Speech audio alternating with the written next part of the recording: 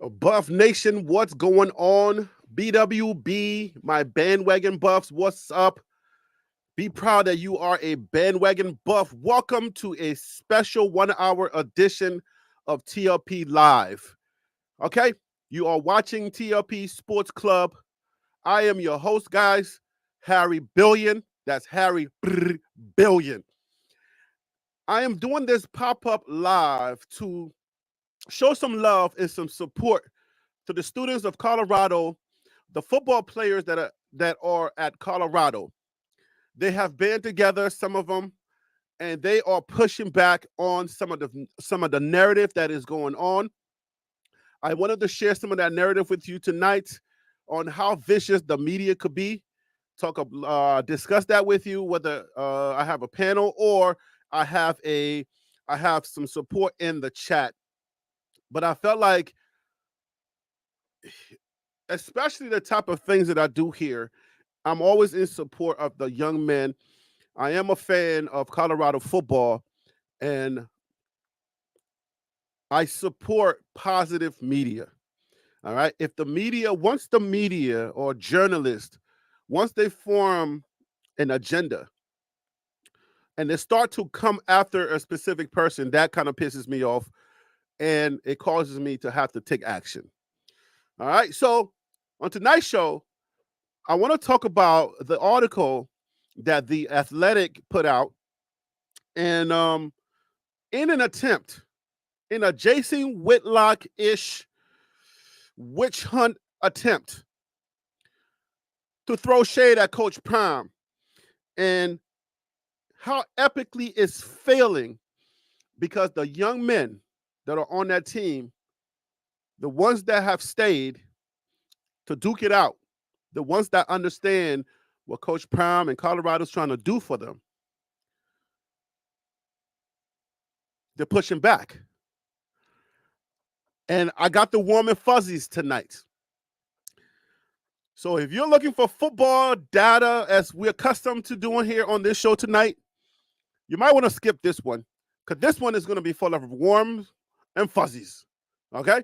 It's going to be full of warm and fuzzies tonight because I like what the young men are doing. And I want to show solidarity. I want to support them tonight because the media could be vicious. So let's get into it. A lot of you have already seen this. It's all over social media. The Athletic, as you can see it on your screen, let me take this off. Hey, John S. Gardington, ICH Incorporated, and Net, how you doing? Charles Mojave said Pitbull Harry is on the case. Yes, sir. Oh, man. Carolina boy, you could be right in a sense that it didn't fail. I'm doing a video about it. I mean, I am one of the biggest Colorado channels, so is that a shot on me? I'm patting myself on the back there, but it's all good. Let me take this off the screen. Let's go. All right. So they tried it. They got my attention. So here we go. I think they wanted my attention. I'm not the biggest, but I'm one of the small ones. Should I say pause on that? I don't know. Whatever. All right, so here it goes. The Athletic. Deion Sanders recommended Xavier Smith hit the transfer portal like many others.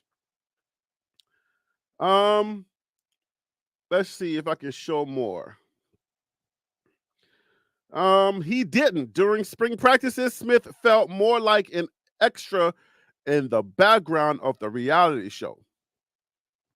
Frustration set in before he eventually left for Austin. All right. Do you say P-I, P-A, or pay?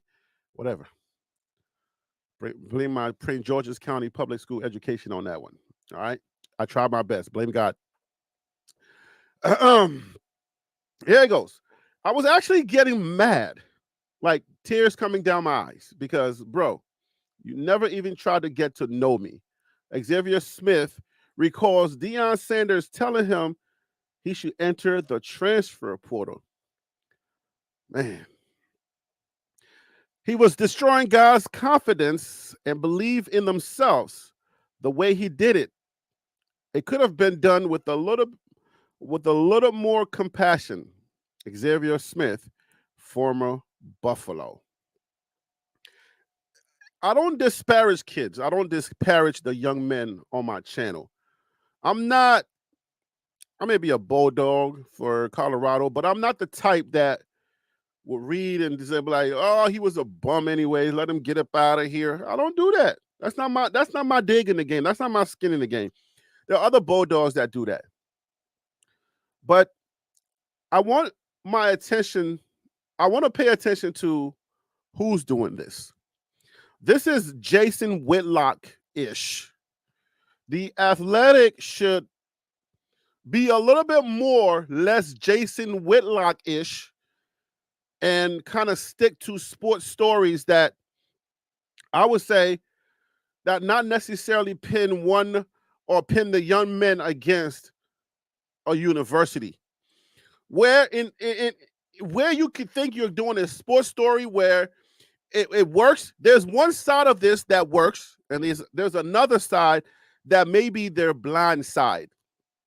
And if you know about sports stories and sports movies, you understand what the blind side is. Sandra Bullock, blah, blah, blah. There's a blind side to this story. And since I'm a media guy, I wanted to point out the blind side to this. There's always multiple sides to things. And since sometimes the media play these little tricky games, and you got to be very careful because this is good and this is bad on several fronts. The Athletic is in the game of media. They're playing their game. They're doing exactly what they are supposed to do.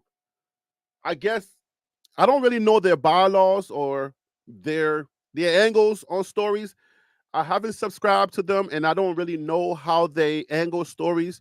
If they're in the business of doing Jason Whitlock-ish type stuff. And the reason why I keep saying Jason Whitlock-ish is because this is not new. Jason Whitlock did this several months ago. He had a couple of guys on the team that he sat down and they interviewed, and they did exactly this style of story. So maybe he either pitched that to the Athletic and they're like, oh, okay, we like the story. Let's run with it. I don't know. I'm not subscribed to them. If you click on it, it'll go. I tried multiple times to try to read it, but I don't have a subscription. I don't want to pay for it. But he did an interview where he sat a couple of the previous team members down, and they did exactly this. Oh, Coach Prime, there was a red carpet. It was like weird stuff. And I'm wondering, like, bruh, what is the motivation for the young men doing it, right? What's their motivation? I know the motivation of the Athletic.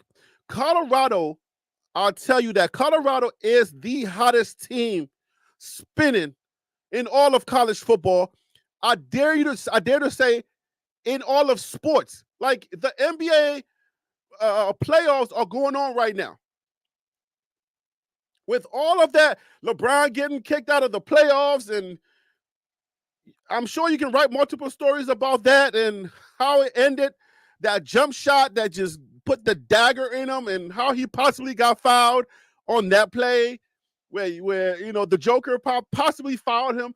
We can do a lot of stories. This right here is weird, right?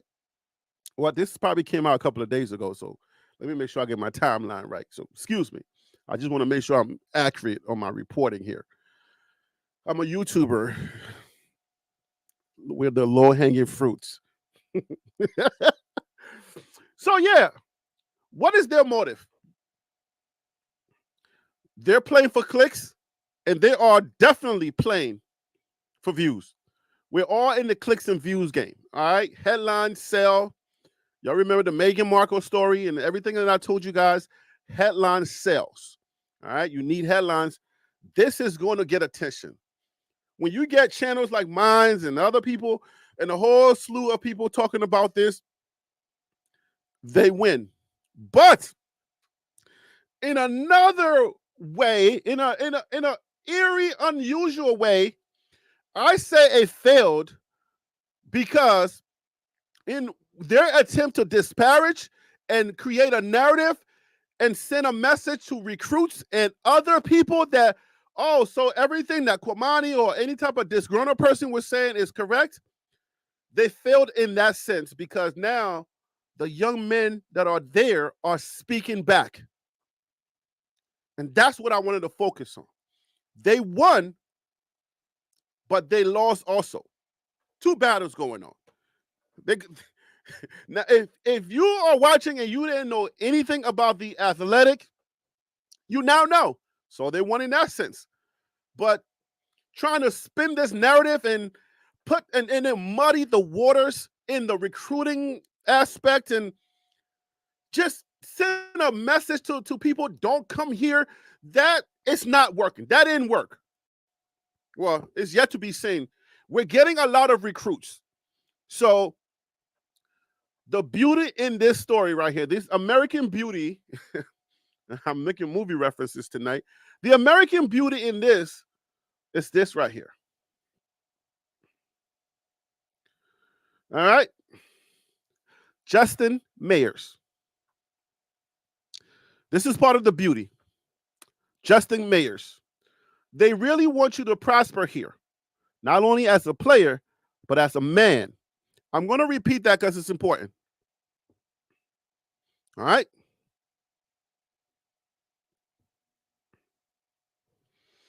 Oh, Charles Muhammad said it's P. Austin P. Okay. We're going to leave that one alone for a second.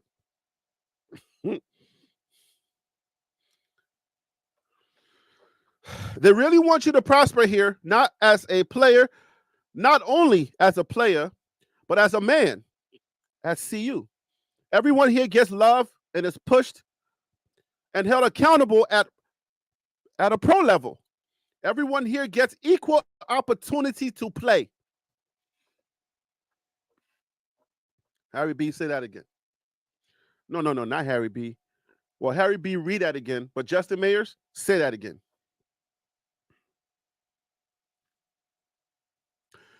Everyone here gets equal opportunity to play.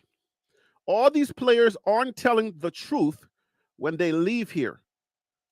They're just 50-50. That's important. Justin Mayers is not the only one. Love Moose says, who is Xavier Smith? I'm not in the business of disparaging. I wish Justin Smith all the I wish him well, and I want him to succeed. I don't disparage the young men, and I don't care about whether he was a ghost, whether we knew him or not. That is not my skin in this game. My skin is for these big guys, the big boys. I want to go after the big boys. Usually journalists, people who consider themselves journalists and reporters, they kind of just report, stuff that is going on, stuff that they see. It's rare that they will go out of their way to create a narrative. It's rare that they will go out of their way to spin something and make it seem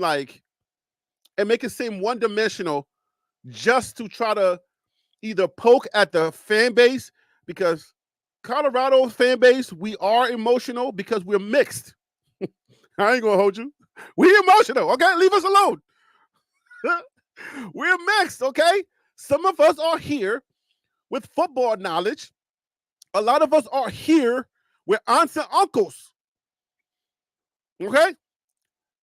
The BWBs, the bandwagon buffs community, is mixed race, mixed culture.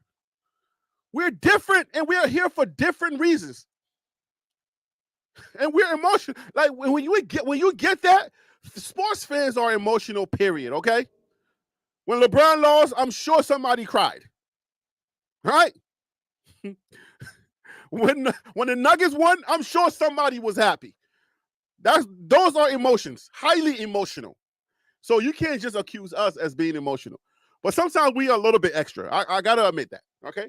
Because we're mixed fans. Some of us don't even know what the heck is pigskin. If you say pigskin, they're like, oh shoot, I thought we was talking about football.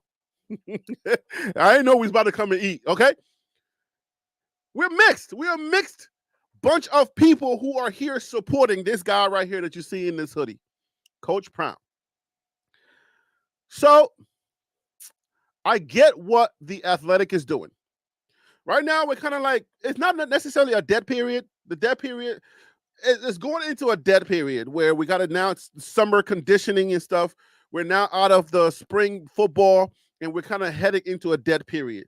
So I guess the Athletic said, let's time it to where we can kind of get in front of that Colorado crowd, because that Colorado crowd is major.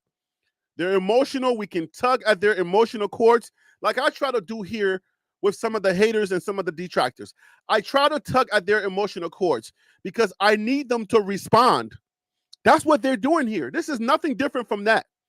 They're just doing it to somebody that I support. That's the only reason why I was responding. So I get what they're doing. I understand it totally. If you want to get your story told or you want to get your story heard, pick Colorado and say something controversial, negative. Come up with a story and you will get views. I promise you. That's the formula. Go with it. Because if you're the hottest thing spinning and somebody says something controversial, everybody going to have something to say about it. They're going to have something to respond with. All right?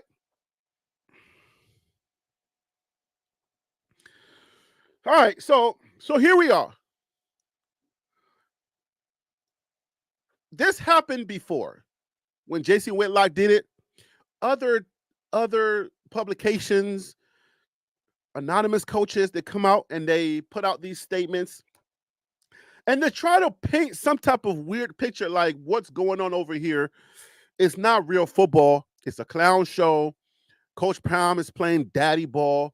He only cares about Travis Hunter, Shedeur, Shiloh, those people. And once they go to the NFL, we're all, he's going to leave. So he don't care about nobody else. And that narrative sells papers and it gets attentions.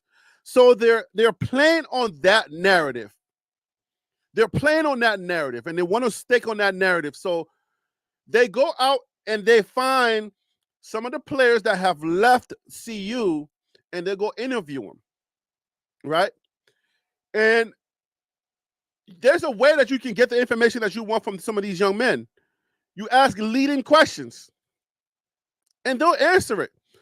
There's another coach. There's a coach at UTEP, University of Texas, El Paso, who is now coaching this young man. And he says that he coached him there. He coached Xavier, right? And he came out and said that Xavier is a good player. He's a good person. He was asked a question and he answered it in honest, right? But here's the problem with that. If you're advising that young man, knowing that Colorado gets a lot of attention, is this a loss for you? Is this a win for you? It can go several ways. This could be a win for you. Where people weren't even paying attention, nobody knew your name. The Colorado fan base never knew who you were. So it's a win now. Everybody's checking for you, right? If you were at UTEP, nobody knew you was at UTEP. Some people knew, but not everybody didn't know you was at UTEP. I can think 145 people right now are listening to me, and they now know. So is that a win? Or should some of these young men just stop doing this?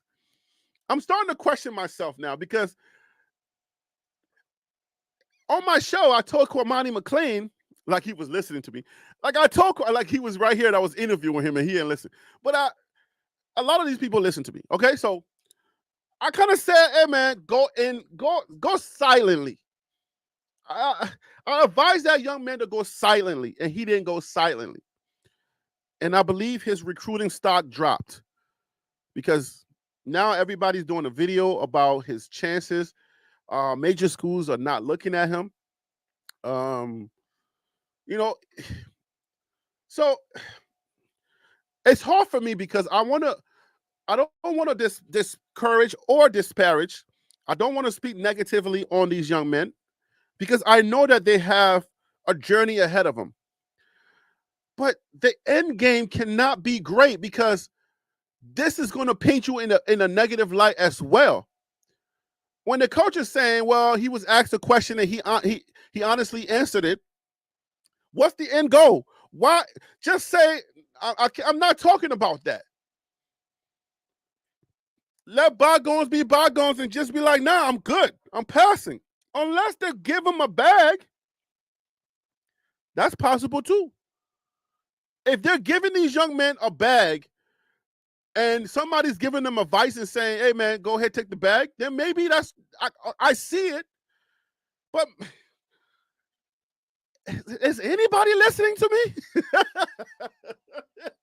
Are you? Can I hit my screen, my glass? Buck. Hello, young men, parents of young men, guardians of young men. Stop this. Don't do it, bruh. This media game is a vicious game.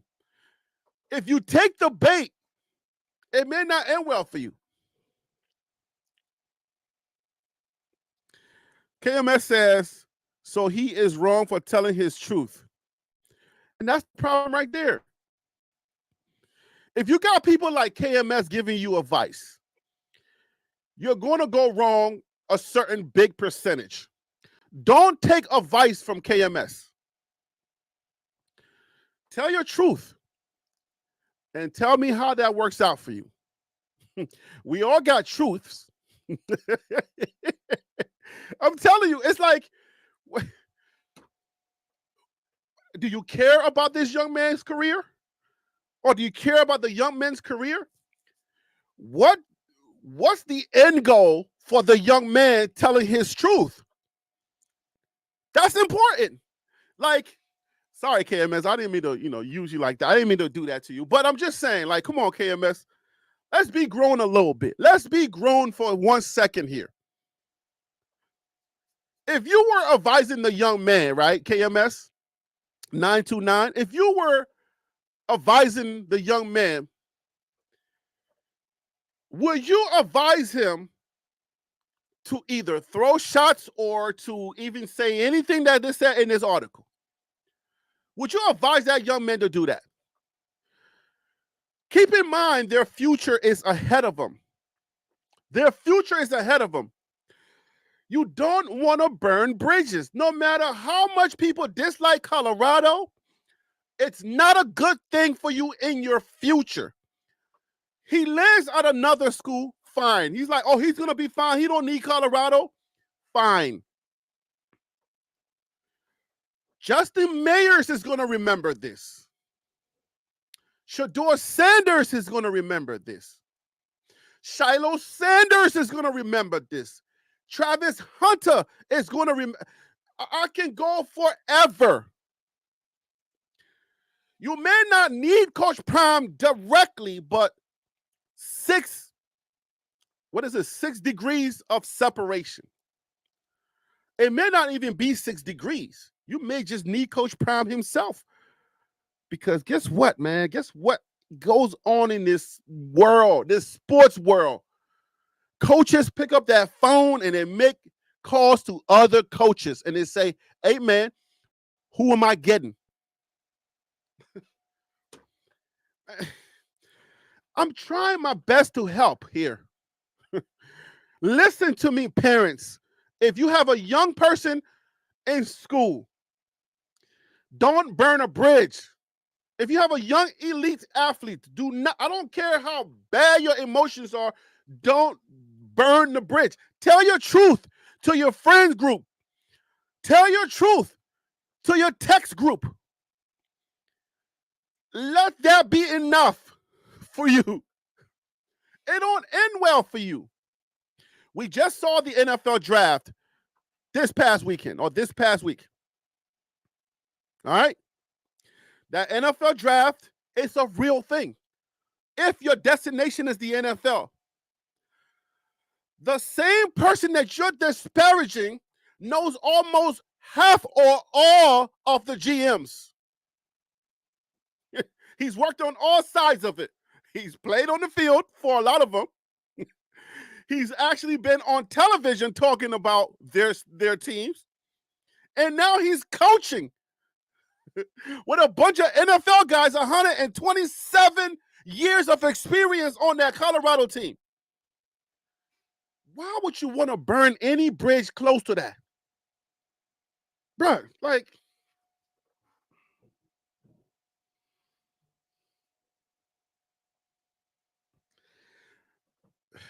yo, Mike, hey, Coach Prime all you want. Or who else? Anybody else? Hey, Coach Prime all you want, right? I'm not saying you hate Coach Prime. If you do, then yeah, that's what I'm saying. If you don't, I'm sorry. But I'm just saying, hey, Coach Prime all you want.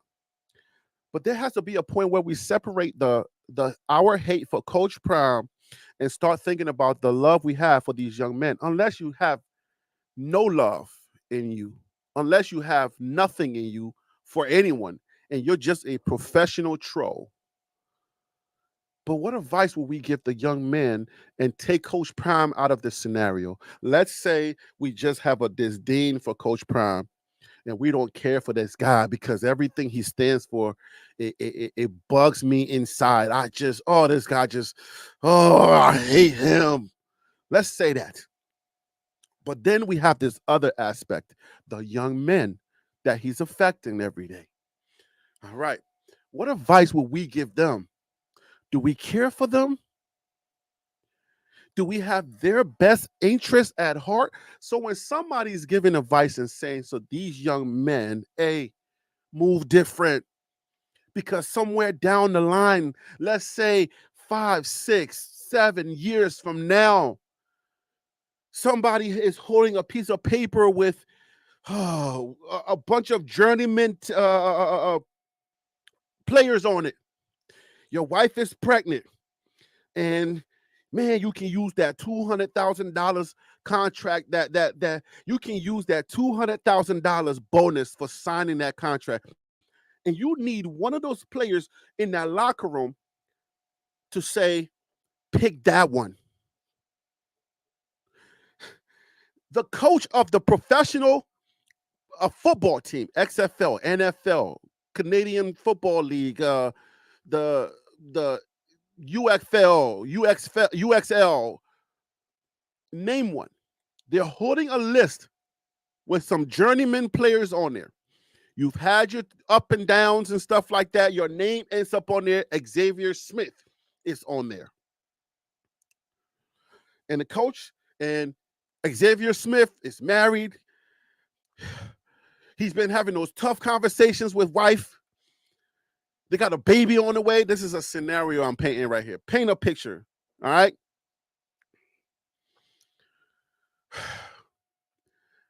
Wife is pregnant and they need money. He's on his last legs and he's just thinking, man, I need somebody to give me an opportunity. I need an opportunity for a big, because I'm not ready to give it all up yet and go sit in a cubicle or go become a salesman or do whatever else.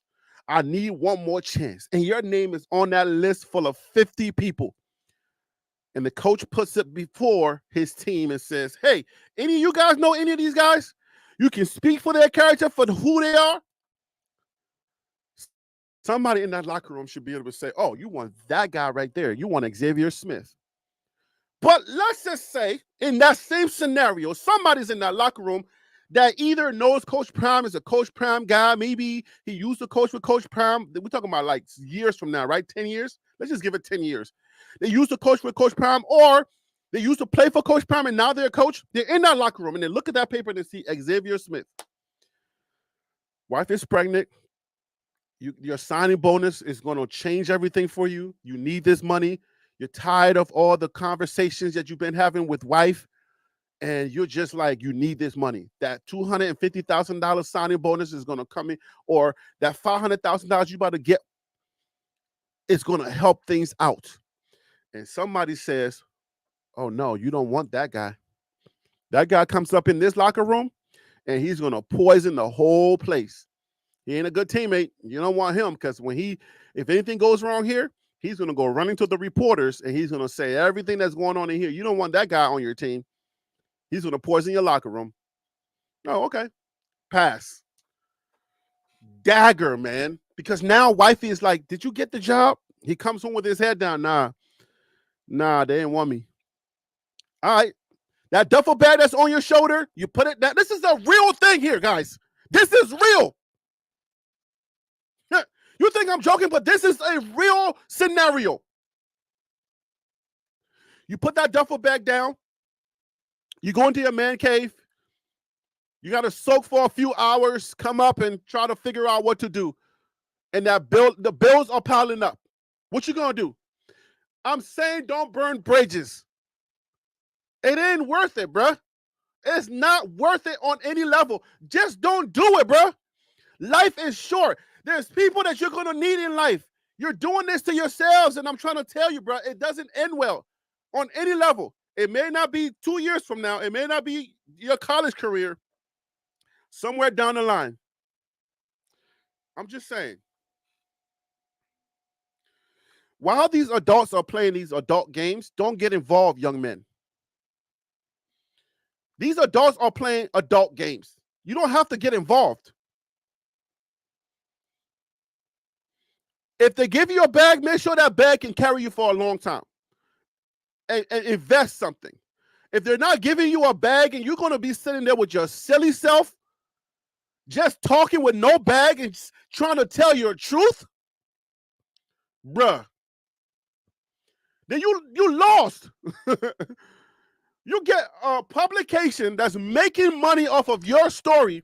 You don't get the bag.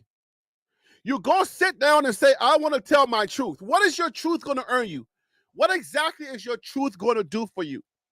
We all got truths, but how's your truth going to benefit you is what we got to talk about. If you ain't getting nothing out of you telling your truth, you just want to get that out your system, bro, call your girl and tell her. Call your mom. Call your dad. Call aunts and uncles. Get in your test group and wild out. Say everything you want to say. Get on the phone and wild out. I don't care who. Just don't go to the media, bro, because they have an agenda. They're trying to create an agenda and they're trying to tell a story. They're trying to paint a picture so nobody can come here. Nobody can come to Colorado. I'm happy that the young men are pushing back. The young men that have stayed at Colorado, the Justin Mayers, there's many more. Many more. They all are speaking. That's the only reason why I came here today. I did a long live yesterday, like 5 hours again. I'm so exhausted. But I said, nah, there's no way I'm not going live to help these young men out. They're all talking. The young men are talking. I want to say congratulations, young men. Bravo. They're standing up for what they're seeing in the locker room. Colorado is not an easy place to play. They want to paint a picture that this is a clown show because of the cameras. But what they're missing is the high value, the standards that Coach Prime is setting for your life outside of football. They're missing that part. A lot of the men that will speak against somebody who's trying to set a standard for young men are men that are insecure in themselves, are men that lack value in their own lives, are men that don't have discipline in their own lives. You're going to see them out there just talking. They don't care. They don't have no hearts. All they care about is revenge, your ego. That's all they care about. So they're going to egg you on and say, I'm glad somebody is saying something. But if you don't care about the person that's saying that something, then that's your advice to them. Bravo, young man, for standing up. Bravo to you for standing up. Salute to you. But you don't know what you're doing to your future. It's not a good idea. Don't listen to these macho, oh, you soft and Don't listen to these dudes. These guys don't have no morals inside of them, and they don't care about nothing but to hear their own sound of their own voice. That's all they care about.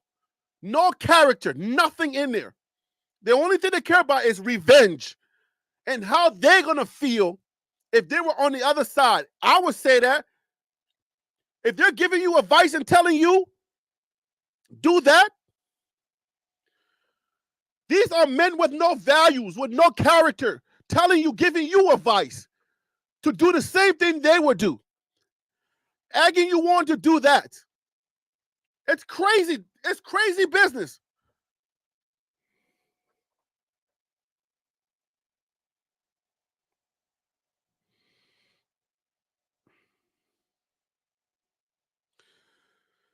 At Harry, he has a right to tell his side. We all got rights. It ain't always about benefits. We sometimes have to put down the Dion love glasses and see things from others' perspective. What are you missing, Sally? You see, that's what I'm saying.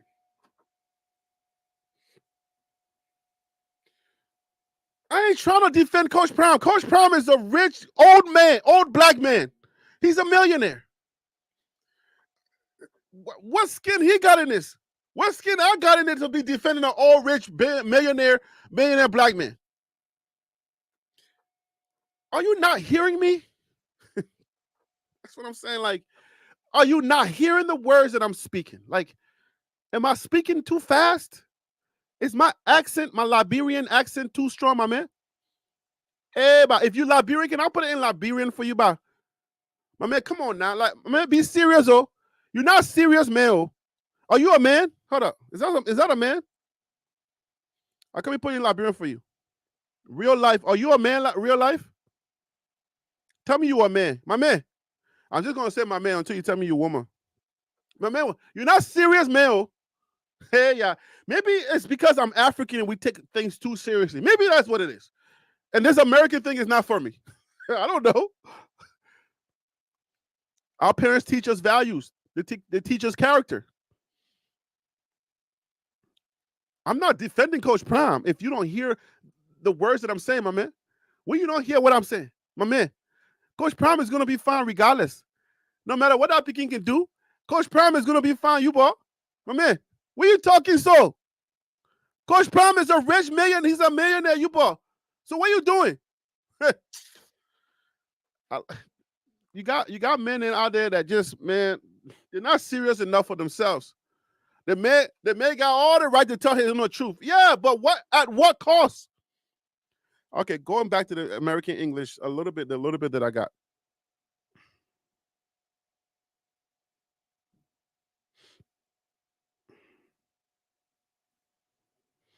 Harry, you saying it? What's up with all caps, bro? We can see your text.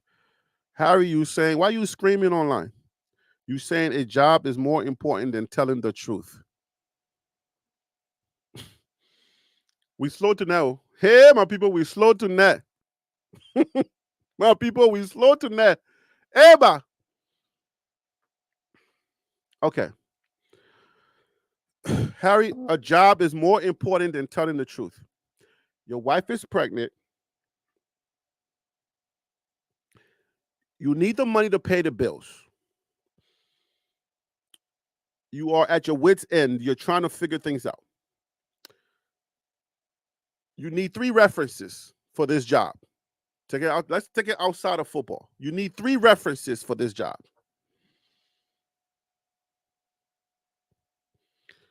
Tell me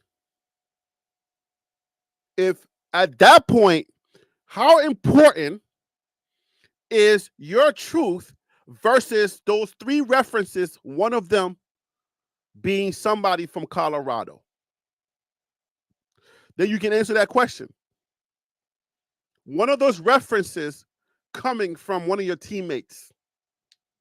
Or, hey, you play for Coach Prime? I'm a Coach Prime fan. Wait a minute. Are you Xavier? Aren't you that kid that left and you was like, Coach Prime was, oh, shoot. That was you, wasn't it? This thing cuts deeper than you think, bruh.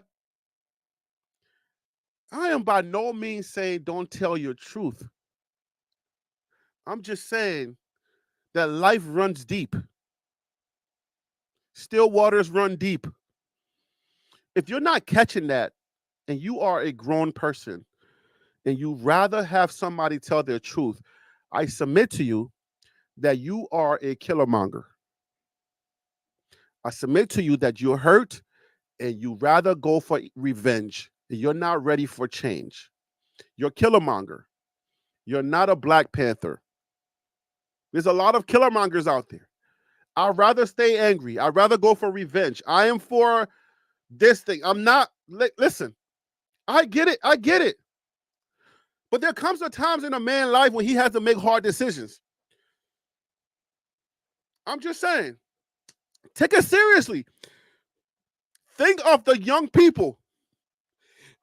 Forget about the fact that I'm a Coach Prime fan for 1 second. If you can do that for 1 second, forget about the fact that Coach Prime it doesn't get it right all the time. Put that rich Black man aside for 1 second and think about the young life we're talking about. And you tell me, what is the value and the worth? Let's put numbers to it. What is the value and the worth of that story getting off your chest? What is the value? What is the worth? Dignity? Respect? Let's put a value to it. Is it dignity? Is it respect? Put it in what is it?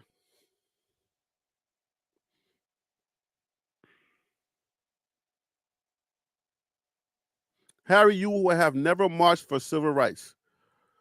Then you don't know me. Well, I know you don't know me, but you don't know me then. Remember that episode, Wade in the Water? Or remember that segment I'm trying to do, Wade in the Water? Who preaches in a Colorado football forum? Who's here talking about Black liberation? Who's here pissing off white people sometimes and saying white people make more money and Black people don't make as much money and stuff like that? Who do you know use everything they got at their arsenal to tell the story of Colorado football? If I would have never marched for civil rights. Are you paying any attention? Any attention? Or you just like the sound of what you type in all fonts? Like, seriously. Are you paying any attention at all? I don't think so.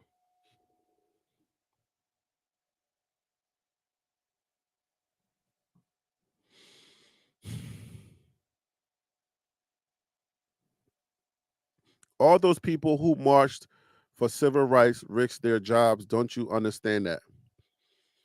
Thank you for not using all caps anymore. You're equating people who marched in the civil in the civil for civil rights. Martin Luther King, people who lost their lives to make sure that we all have a better life. You're equating that with a student who said that Coach Prime did him dirty. Octavius Lee, thank you for becoming a new member. I appreciate you.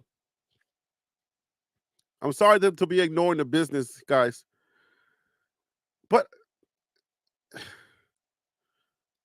you don't find it a problem to equate somebody doing something for their own self? You don't find it troubling to equate them with somebody who was going for all? What exactly is the equivalent of somebody who says he did us all wrong? Who is it helping? Who is it helping? Because if you're marching for civil rights, I'm talking about civil. We ain't talking about we talking about just civil rights. You understand what civil means? Civil rights. Like the stuff that everybody should have. Equal rights. Like I should be able to drink at a water fountain that's set up for everybody, like civil rights. How is you telling your revenge story civil rights? Everybody has the chance, everybody has the right to be recruited by Prime. You know what, man? Some people don't deserve to like my energy. I gotta protect my energy because if you don't understand what civil rights was for, and you don't understand what Xavier Smith is doing is for self, then why am I wasting my energy with you? It don't make sense. People died for civil rights. People died for other people to have the right to vote, to drink at a water fountain, to sit at a lunch counter. People lost their lives for other people to have the right to be able to do just simple, basic stuff in society. This is college football. It's competitive stuff. Hundreds and thousands of kids are playing the same sport at universities, and then they're going to go and try out for only 32 teams. So when you're coaching and your job is on the line, you're trying to put the best product on the field. If a kid is not listening, if a kid is not doing what they're supposed to do, or they're not good enough, you have a hard choice to make where is you have to decide whether you're going to carry that load or whether you're going to decide to let them go because they're not fitting your program. That's what the hard decision the coaches have to make. Your disdain for Coach Prime and everything for Coach Prime is clouding that decision that he has to make. So he made that decision. Hey, jump into the transfer portal. I'm not going to jump. Okay. If you stay, just know that we're not going to prioritize you. You can stay, but unless you beast out like a Charlie Offerdall who decided to stay, unless you beast out like him, we're not going to prioritize you. So if we don't prioritize you, yeah, you're going to feel like an extra.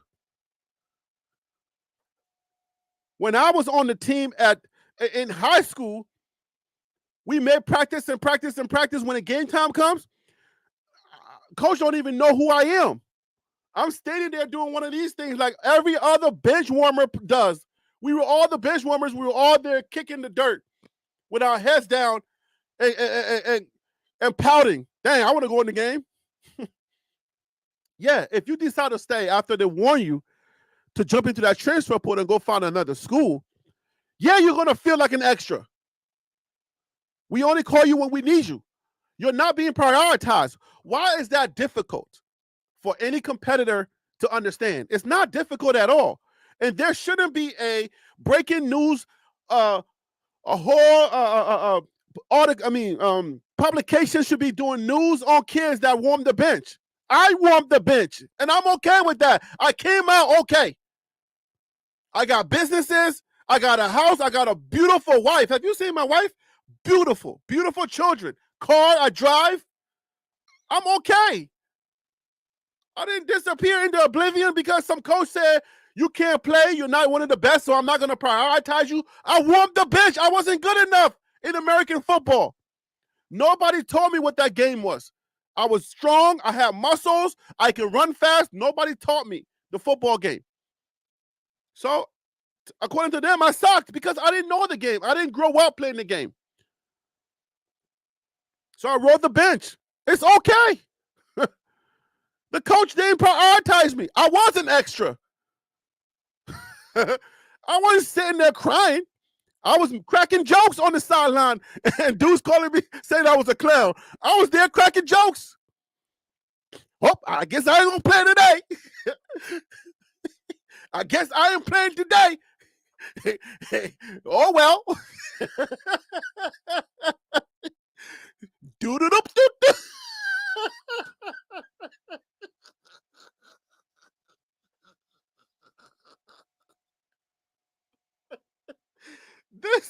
This bench is cold today. I'm gonna warm it up.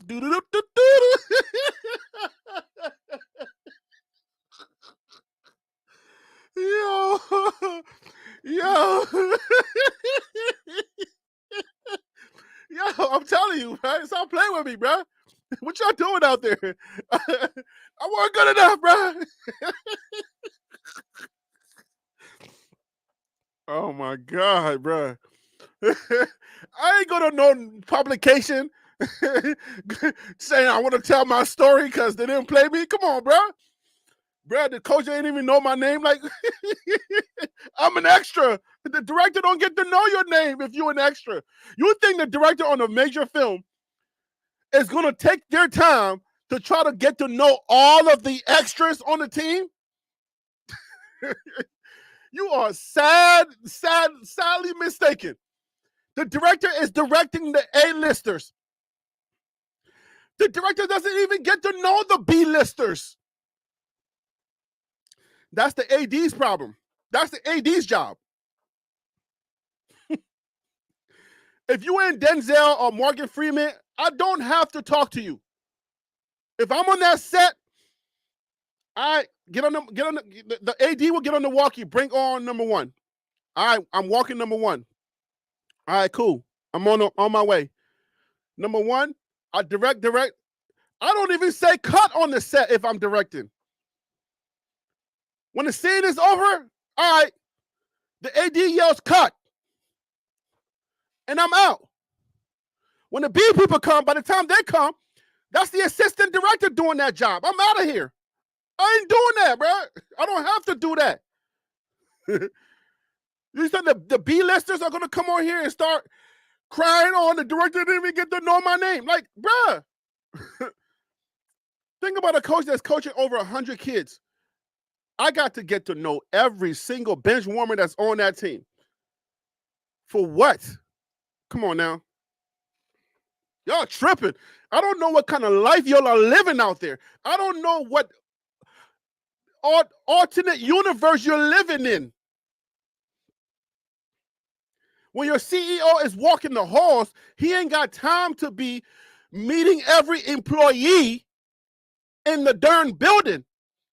He comes and he meets maybe some of the managers, or the general manager has a meeting with the head people, and then that person then disseminates that information to the rest of the crew. But I ain't got time to meet everybody. That's the real world, bro. Like, what do we?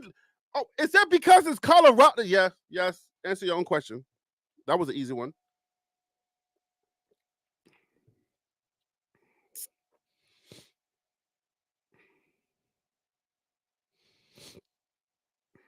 That's an easy one. Like, that's how life goes. The CEO doesn't get to talk to everybody. He doesn't take time for everybody. It's just the real world, bro. Look around at your job. The CEO, unless there's some type of superhero, they ain't taking time to know the janitors and everybody, okay? You got people who do public speaking, and they'll say, you know what? There are some leaders that take their time to know the janitor. They take the time to know the people that are, the greeters at the door. They know everybody. But not every leader has to do that. That's a special gift that you got with you. Because some leaders, they just like to get information here and say, okay, now you'll handle it. So for the most part, the majority of leaders are not going to have that special gift where they know everybody in the company. Bruh.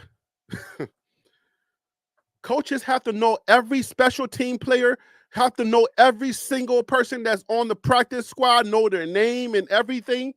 When he's in interviews, he got to answer a question about Xavier Smith. Who? Xavier. It took time for Coach Prime to even know some of the key players on his own team when he got to Colorado.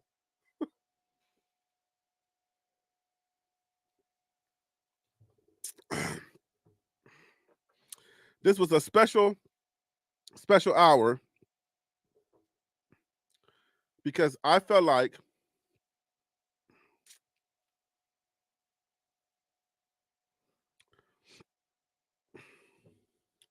I needed to help these young men out. There's several young men that have actually written something about what's going on. Justin Mayers is just one of them. A lot of these young men are speaking up because there's multiple sides to the story, and I'm happy that they're telling their stories. I'm very happy that they're doing this because it's gonna send a different message and say, well, the young people that are there are saying something different. So they're speaking up. People like Josh Newberg is speaking up. Josh Newberg, from On3, he's speaking up.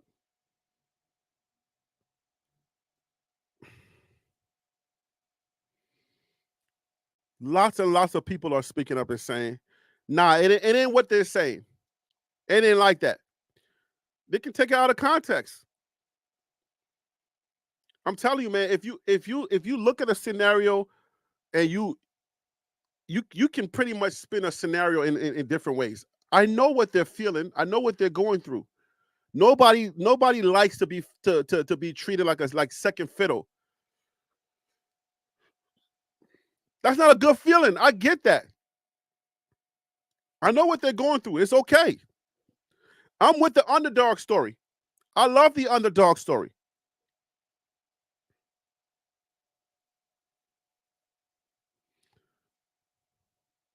But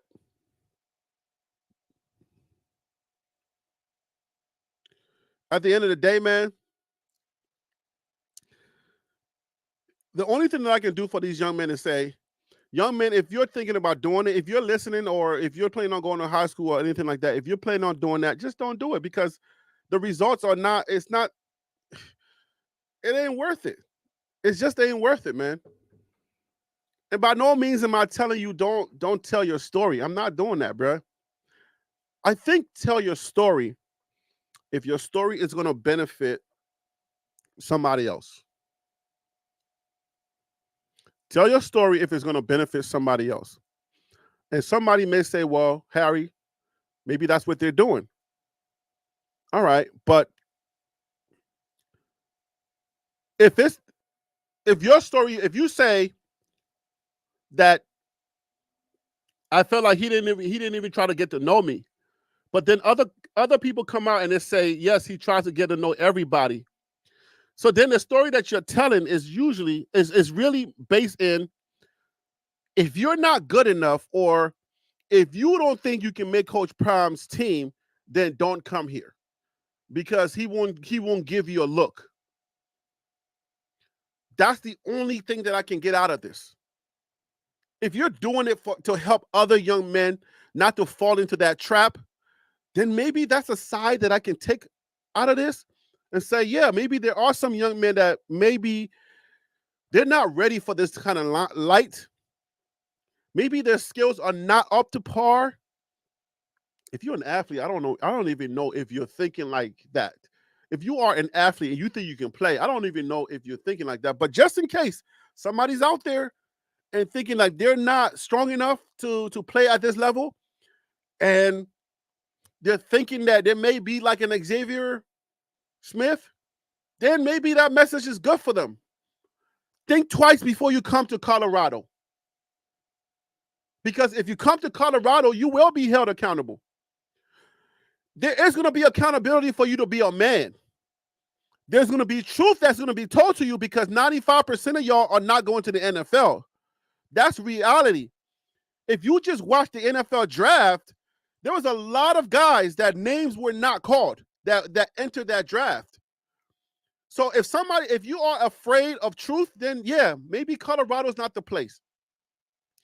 And if you're not good enough and they tell you that you're cut, just like they do in basketball or they do on other sports when they cut you, if you can't take that kind of, if that's not you, then don't come to Colorado. Then Xavier Smith is warning you that the coach that cut you is not, if he cuts you and you still decide to stay on the team, he ain't going to prioritize you. He's not going to try to get to know you.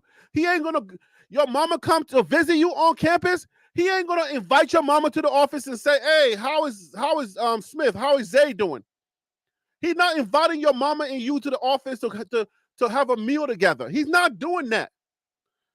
So if you can't take that kind of thing, then maybe this message is for you. And I think Xavier Smith is speaking to a group of people and saying, hey, don't go to Colorado if you desire personal relationship with the coach. But if you're not going to make the team, and he would not give you that personal relationship. He only has a personal relationship with the young men that he wants to prioritize on his team. That's a hard thing to take for you to even hear that. For if your ears are wired a certain way, for you to even hear that, it's hard to hear. It's hard to hear when somebody says, I'm not prioritizing developing every player. That's hard to hear. I'm not prioritizing going to your house. I'd rather you come over here. I'll pay for you to come over here. Because I don't want to go to your house. You may have roaches. Dang it, coach. That's hard to hear. Oh, man. I'm just saying, man. Wild Dog, what's up, man? Prime Effect 101. How you doing out there? Yo, Willie, what's up, man? Love Moves, how you doing? Yo, I'm telling you, it's hard to hear. But I think we're in a generation where things are hard to hear, and things are harder to hear. I think, yeah, we're now in a generation, in a period in our life where things are even harder to hear now. Jokes that comedians used to tell are not as funny anymore. You know what I'm saying? Like you can't say certain things anymore. And it's the times that we're in, you got to kind of rise with the times. So I get it. I understand. Because, I mean, I see memes and videos online where that says, if you grew up in my generation, half of y'all would be done already. Half of y'all would be done if you grew up in my generation. And I'm not even that old. I'm 40 plus years old. I'm only 40 out. And if you grew up in my generation, like y'all would be, half of y'all won't even make it, bro. In my generation, like how, like 20 some, like 40 something years back, and you would not make it. Like that's hard to hear. Anyway, that's where we at right now. That is where we are.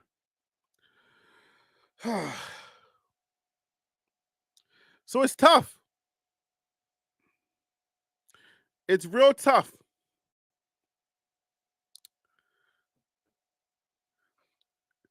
Let me ask y'all a favor. Let me ask the fan base, Colorado's fan base, a favor. Y'all, please do me a favor. Please don't disparage the young men. Y'all, like, if you feel any kind of inkling to like err on the side of, well, they're weak, don't say it. Let's use if you ain't got nothing nice to say, don't say it at all. Especially when it gets personal, right? When we're talking about the game and stuff like that, all that stuff is it's fair game. But when situations like this come up, let's leave it alone. Let's not say anything that's going to disparage or make the kids look bad. We can give advice. Hey, young man, sorry that happened to you, man. I hope that you ball out at your next school, or I hope somebody picks you up and you can ball out and show us that they were wrong. You know what I'm saying? Like, let's do that. Do me a favor, let's do that. Because I do see a lot of hurt people online, and what they're doing, I see through it.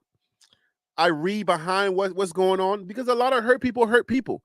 It's hurt people that hurt people. So I get it. In the guise of the young men are telling their stories. You're telling your story, yeah.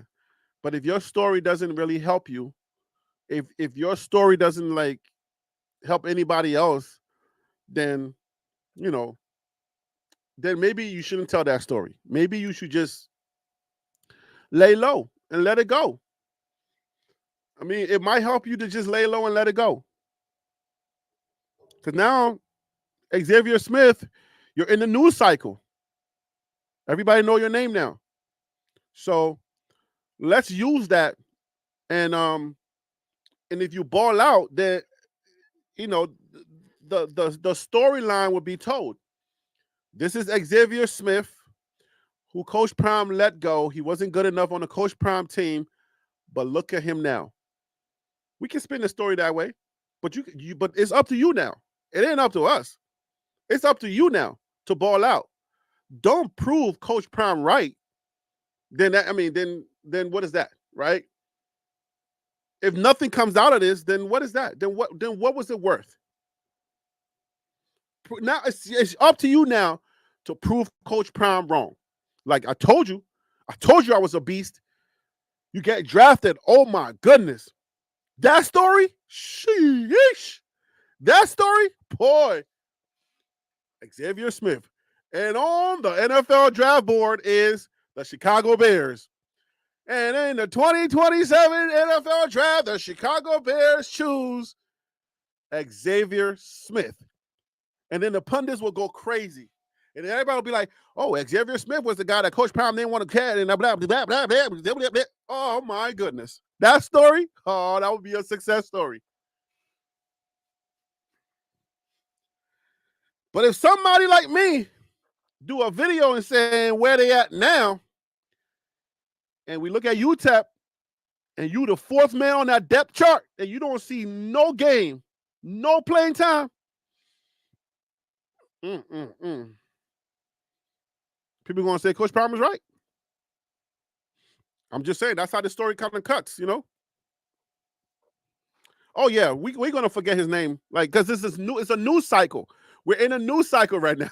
This is the Athletic actually timed this the right way. We're talking about the Athletic right at the end of all the spring games. I mean, these people are smart. I'm telling you, man. Listen, man. I sit back sometimes and I read some of this and I'm like, dang, why did I not think of that? Boy, I mean, not to disparage Coach Prime, but I'm just saying, like, come up with something that's going to be boom, that's just going to hit hard, that everybody's going to think about. But I see what they're doing. I see what they're doing. And it's executing.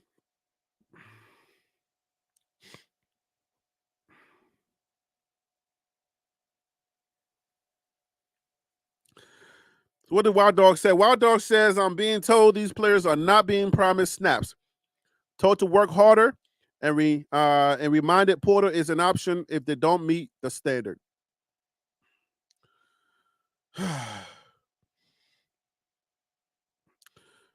Gerald D says political correctness has ruined our country. If he's a man enough to speak publicly, then he should be man enough to take the smoke. You come in adult spaces, you get treated like an adult.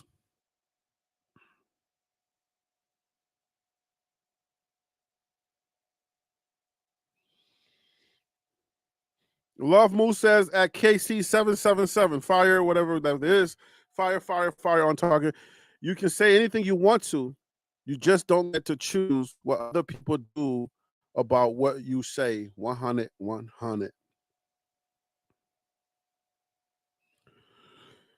50 size fabulous. That's good advice. Lay low, let it go. Somebody put that on a shirt. Let's put that on a shirt. TLP Sports says, lay low, let it go. You don't have to put TLP Sports says. Just say lay low, let it go. That's another one. We good with catchphrases around here. Lay low and let it go.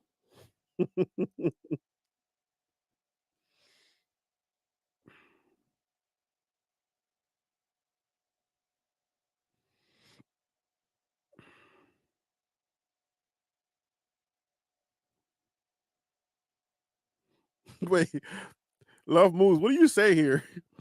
All the young chubby girls think a millionaire is going to marry them.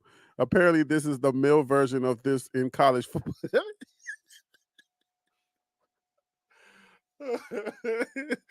Y'all got some weird analogies out there. That's a good one. I like that one. Yo. What else you got, Love Moves? 85 players on the team, 22 starters. That means 3 out of 4 would not be starting. Mamas, teach these boys some math before you send them off to college. Yo, Love Moves, you're cooking right now.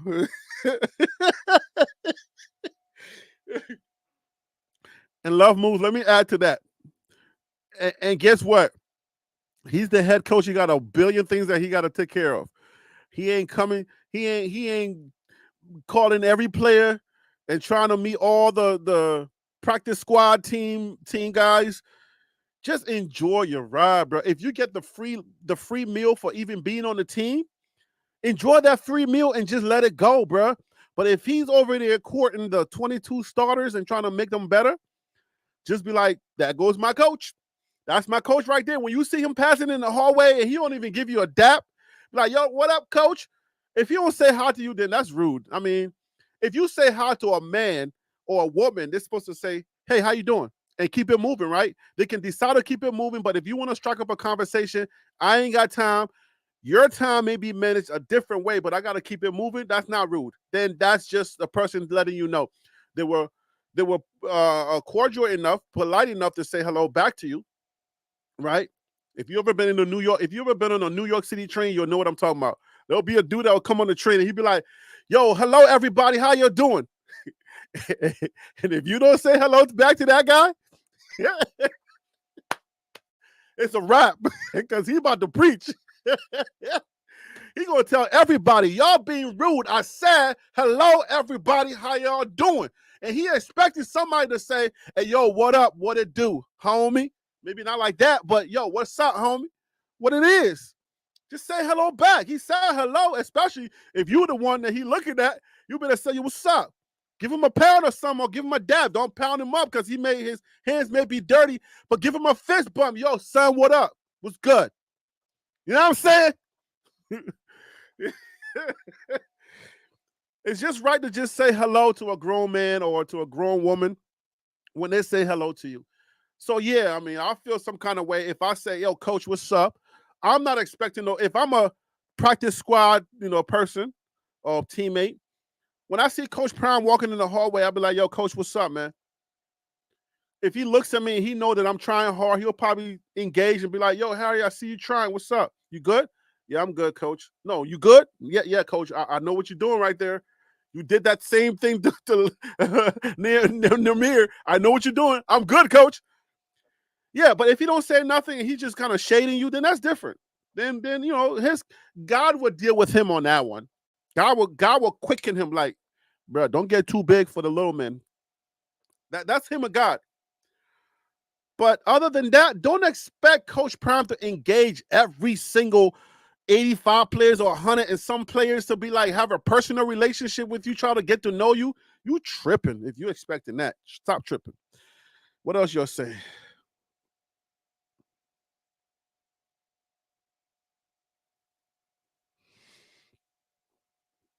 Casey said he definitely I'm not going there with you, Casey. What y'all saying in here, man?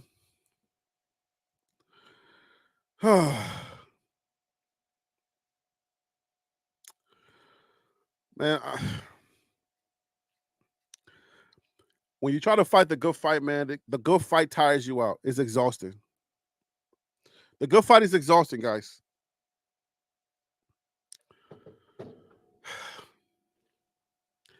My heart hurts for these young people. It does. My heart really hurts for these young people. Some of them is their first time and they truly, truly admire Coach Prime and they wish they had a relationship with Coach Prime. They're like us in the fan base. They're happy to have Coach Prime, and some of them just want to be around Coach Prime and want to be that guy that he pays attention to. Young men, it's very hard to do that. It's very hard to have a personal relationship with everybody on that team. I just want to say that. Let me just appeal to you.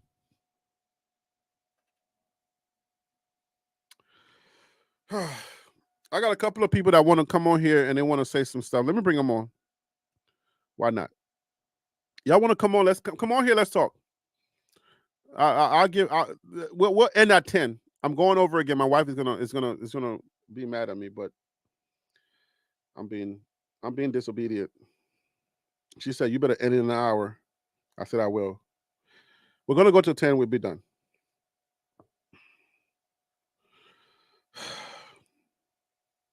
It's really sad. I don't like it, but listen, man, my heart hurts because I feel like some of these young men really admire Coach Prime, and they really like to, they really like to have a relationship with Coach Prime, and it don't work that way. If you be true to yourself, just be truthful to yourself and be like, look, that's what it was. I want to hear a young person say that. Like, I want to really hear somebody young, one of these, like, yo, man, I get it. Coach Prime wasn't going to be giving me no love because I was, bro, I was like number 3 or number 4 on that bench, and I won't get no love. If somebody comes out there and say that, bro, I will be like, man, mad respect for you, bro. That's what it is. Like, you get it. You understand, like, yo, that's what it is. Coach ain't going to have time for everybody. Coach ain't going to have time for everybody. And I want one of these young men to just come out there and just say that, like, bruh, yo, I get it. Like, Coach wasn't going to have time for everybody. So I understand it. If he shaded you in a different way, then that would be like, if somebody really has a compelling story, like, nah, man, I saw Coach Prime sitting over there at the lunch table. I went over there and I said, how you doing, sir? And he didn't say not one word. Like, that would really hurt my feelings. But these stories that I'm hearing is just not gelling with me. It ain't connecting. It ain't hitting that soft spot for me to really go for you. Like, I go for these kids. I've been catching strays for a couple of weeks just going for these kids. And if you give me a compelling one, man, I'll go for you. I'm telling you, I promise you, I will go for you. Willie, welcome to the show, brother. Thank you for calling in. I appreciate you calling in. How you doing today? All right, Willie, your audio is not coming in. Come in when you're ready. 614 Startups. What's up, man, brother? You're back again. Thank you for calling in. I appreciate you, brother. Oh yeah, man. It's TLP. You know I got to be here. I appreciate you having me on the panel again. That's what's up, man. So this is a short night. I want to kind of keep it short and just send a good message to these young men. What are your thoughts, man? I've been talking for over an hour now. What are your thoughts, man? No, well, I mean, the first thing that comes to mind is a hit piece masquerading as journalism, right? We've all read a hit piece in the media Mm-hmm. where the evidence is thin, and you're trying to make a case out of a very, very, the witness is not credible, the evidence is thin, and you're trying to convict somebody in the court of public opinion. So, that's just my initial take when I read, this Twitter post. I haven't read the full article, but at least the quotes from it. So that's my initial reaction, right? I go first to the journalist who wrote the piece, because you get a lot of people they got an axe to grind or something like that to give you a quote. My real thing I want to dig into is not necessarily the athlete, but the writer.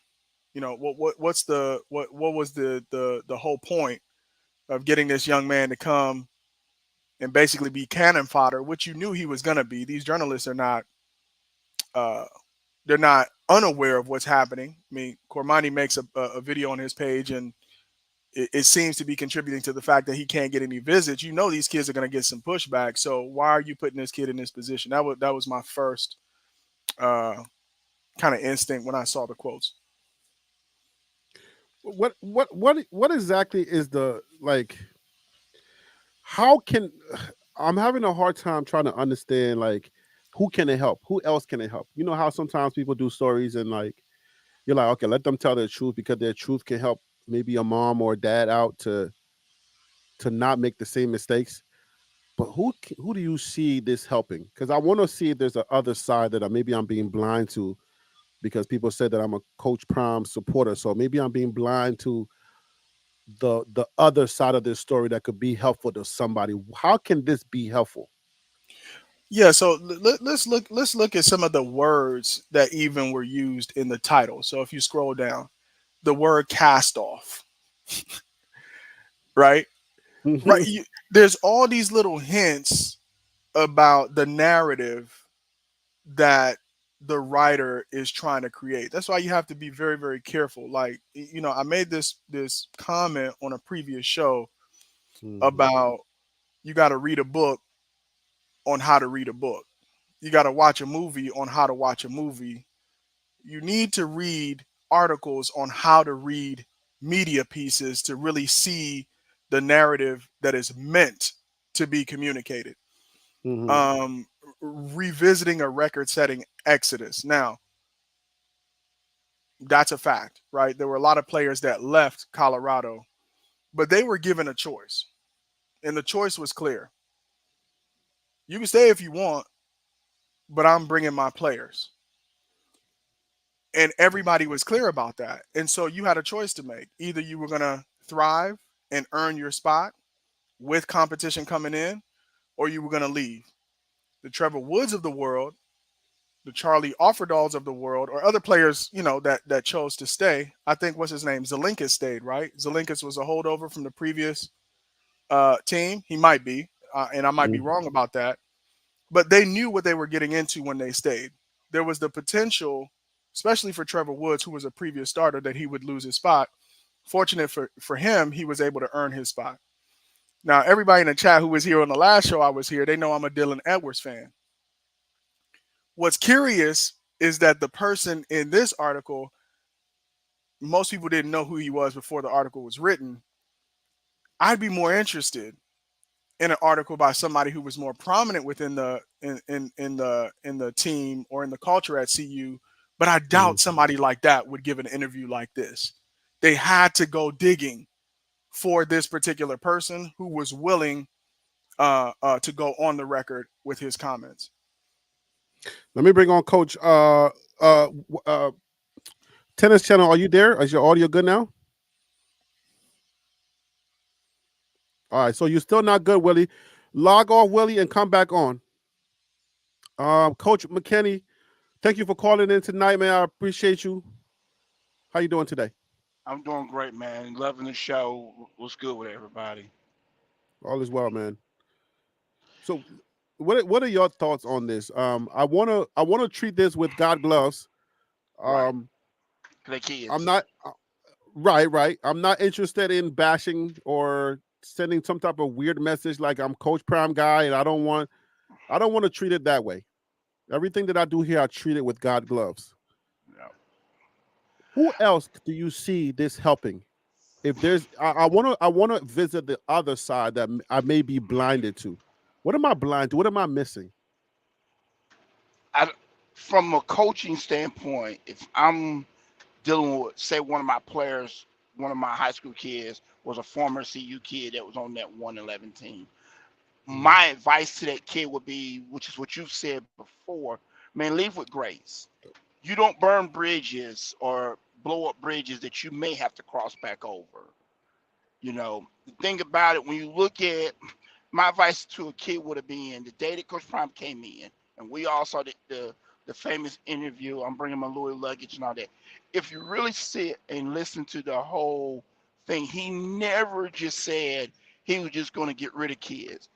His thing was, I'm about to bring in my Louis luggage, and it was almost like his way of saying, I need you to step up. If you want to be here, prove it to me. If you Mhm. don't, it's my job to run you off. That's any coach. Doesn't matter what level it is, whether it's a high school, middle school, heck, even in the military. I served 7 years in the army, and that's what they teach you in basic training. It's their job to break you and make you not want to be there. And once they break you, then they build you back up. But in football, it's the same thing. So I think what happened with the article, you got like my man just said, the other panel, young man speaking, it's a hit piece. But the kids have to understand that they're trying when they Mhm. call them for those interviews, they're not calling them out of sincerity for the kid and hoping they can help that kid out. They're calling to try to, like Right. like we said, put a hit piece on them. But our kids have to be smart enough to understand. Look, as much as I hate the way things ended at Colorado, and as much as I wish Coach Prime would have done things differently, I'm not going to disgrace and tear this man name up. I talk ill will to him. Did I like the way he did things? No. That might be my only comment. I didn't like the way things were, but I truly appreciate the way Coach Prime handled things and the way he came in. As a man, they have to, as young men, they have to look at themselves and say, okay, why did he not let me stay? Why didn't he use me? Mhm. Was I giving my all? Was I in the film session? Because he said all these things in the opening interview with the kids. He said, I check film. So was he watching film? Because that would be my advice if it was one of my former players. I'm calling him, asking him, was you watching film? Did you watch film like Coach Prime say? Are you hitting the weight room, putting in that extra work? Are you asking questions, for things that you may not understand so that they can tell you how to do it and do it right? Are you learning from those mistakes by watching other guys and taking mental reps just because because you may not be getting the physical rep doesn't mean you still can't be taking mental reps so that you're ready when you're called upon. Like these are the things you saw Charlie do and Trevor Wood, even Hankerson before he left this year. Hankerson stayed, out of the kids that left, I think at one point it was 10 kids from the original regime that stayed, and now all of them kids are gone except for Trevor and Charlie. Well, why is that? Because Trevor and Charlie have worked their butt off to the point they went over and beyond because they knew there's someone coming for my job. I want to stay here and prove my worth, and that's going to go a long way for those guys. But for that All young right, man, let me bring on Wild Dog go ahead. to because he's been waiting. Okay. All right, Wild Dog, welcome to the show. Thank you for calling. I appreciate you, brother. You might have to unmute Wild Dog. Yeah, it just wouldn't click off. Blessings, Harry. Blessings, bandwagon buffs. And sorry to see you on sooner. But yeah, all brother, good, it's man. just It was a hit piece like this article. right. Harry, it's just I mean, I've touched on it before. You've touched on it. It's a process. And I got a different question for you, Wild Dog. Let me ask you a question, Wild Dog. Yes, sir. Forget about different generations, but what's going on with common sense? Dude, am I missing something? What is going on with common sense? Because some people are saying these young men have the right to tell their stories. If you have the right to tell your story, I get it, but should your story not help you and not hurt you, or what do you think is going on with common sense? boy, Harry, I know, we're both what would be considered old school, but we both have children, right? Yep. And so it's a matter of, I feel like it's a matter of respect, self-respect, and respect for others, because you got common sense, you got common courtesy, it's just a commonality. And if you choose to simply ignore, just the common human law, you having a human experience, they're just commonalities in your human experience. And if you choose to be a rebel, if you choose to be anti-common sense, anti-common courtesy, if you just refuse that that fundamental nature of human fundamentals of human nature, you want to rebel against that. I mean, what can we do? What can anyone do? And it's unfortunate. Do you think and you try to work with kids, and even Coach Prime, he knows he's taking on projects, and that's why, and he has the staff built up, knowing that some of these players coming in are projects, that they're not all together, at home or mentally or physically or whatever. But do you have it in you to make progress and make a turn? Do you have it within you to proceed with the process? Right? Something just jumped into my head. Like we talked about being a dog. Is a dog in you, or did you make a dog, or is it a combination of the two? But you as an individual have to have that dog in you to be able to follow through on the process for yourself, for your family, for your team. All right, so hear me out. Let's say my son, I raise him the right way, and they're in college, and some reporter comes and they ask him, and my son doesn't call me.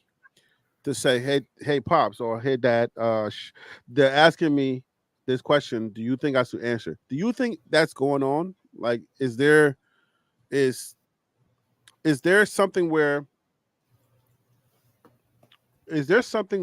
the parents are not being involved, and by the time the story comes out, it's too late? And for that, let me bring on Tennis and see if he's ready. Tennis Channel, are you ready? Yeah, can you guys hear me? Yeah, we can hear you. Do Oh, you think that? Do you think? Thank you for calling in. Do you think that these kids are maybe not calling their parents? Do you think the parents are involved in any way possible? um, that's a good question. Kind of hard to tell, particularly when the kid gets by himself and he's in his own little world. You've taught your kid well. You taught him to he or she to be respectful. But when they get in their own little world or in their own feelings, they speak pretty much what's on their mind, unless they've been trained as a child coming up. I don't know if that was the particular case with this young man, but uh, kids today get their feelings hurt really, really quick. If you just breathe hard, oh, you're yelling at me, or something like that. So in this case, it's kind of hard to really say because there's so much to unravel with what this kid is saying. Um, and now I'm totally with Coach Prime all the way. Um, However, there's some retractors out there, and there's some people that'll say they're fans are pretty much going on the kid side. They're not giving Coach Prime or any of these guys not even a light of day. Um, and like the guy was saying earlier, Coach Prime has a job. He's volunteered to be your father or away from your father. Or if you don't have a father, he's volunteered to be your father. Now, as a father, I'm going to treat you just like you're my son.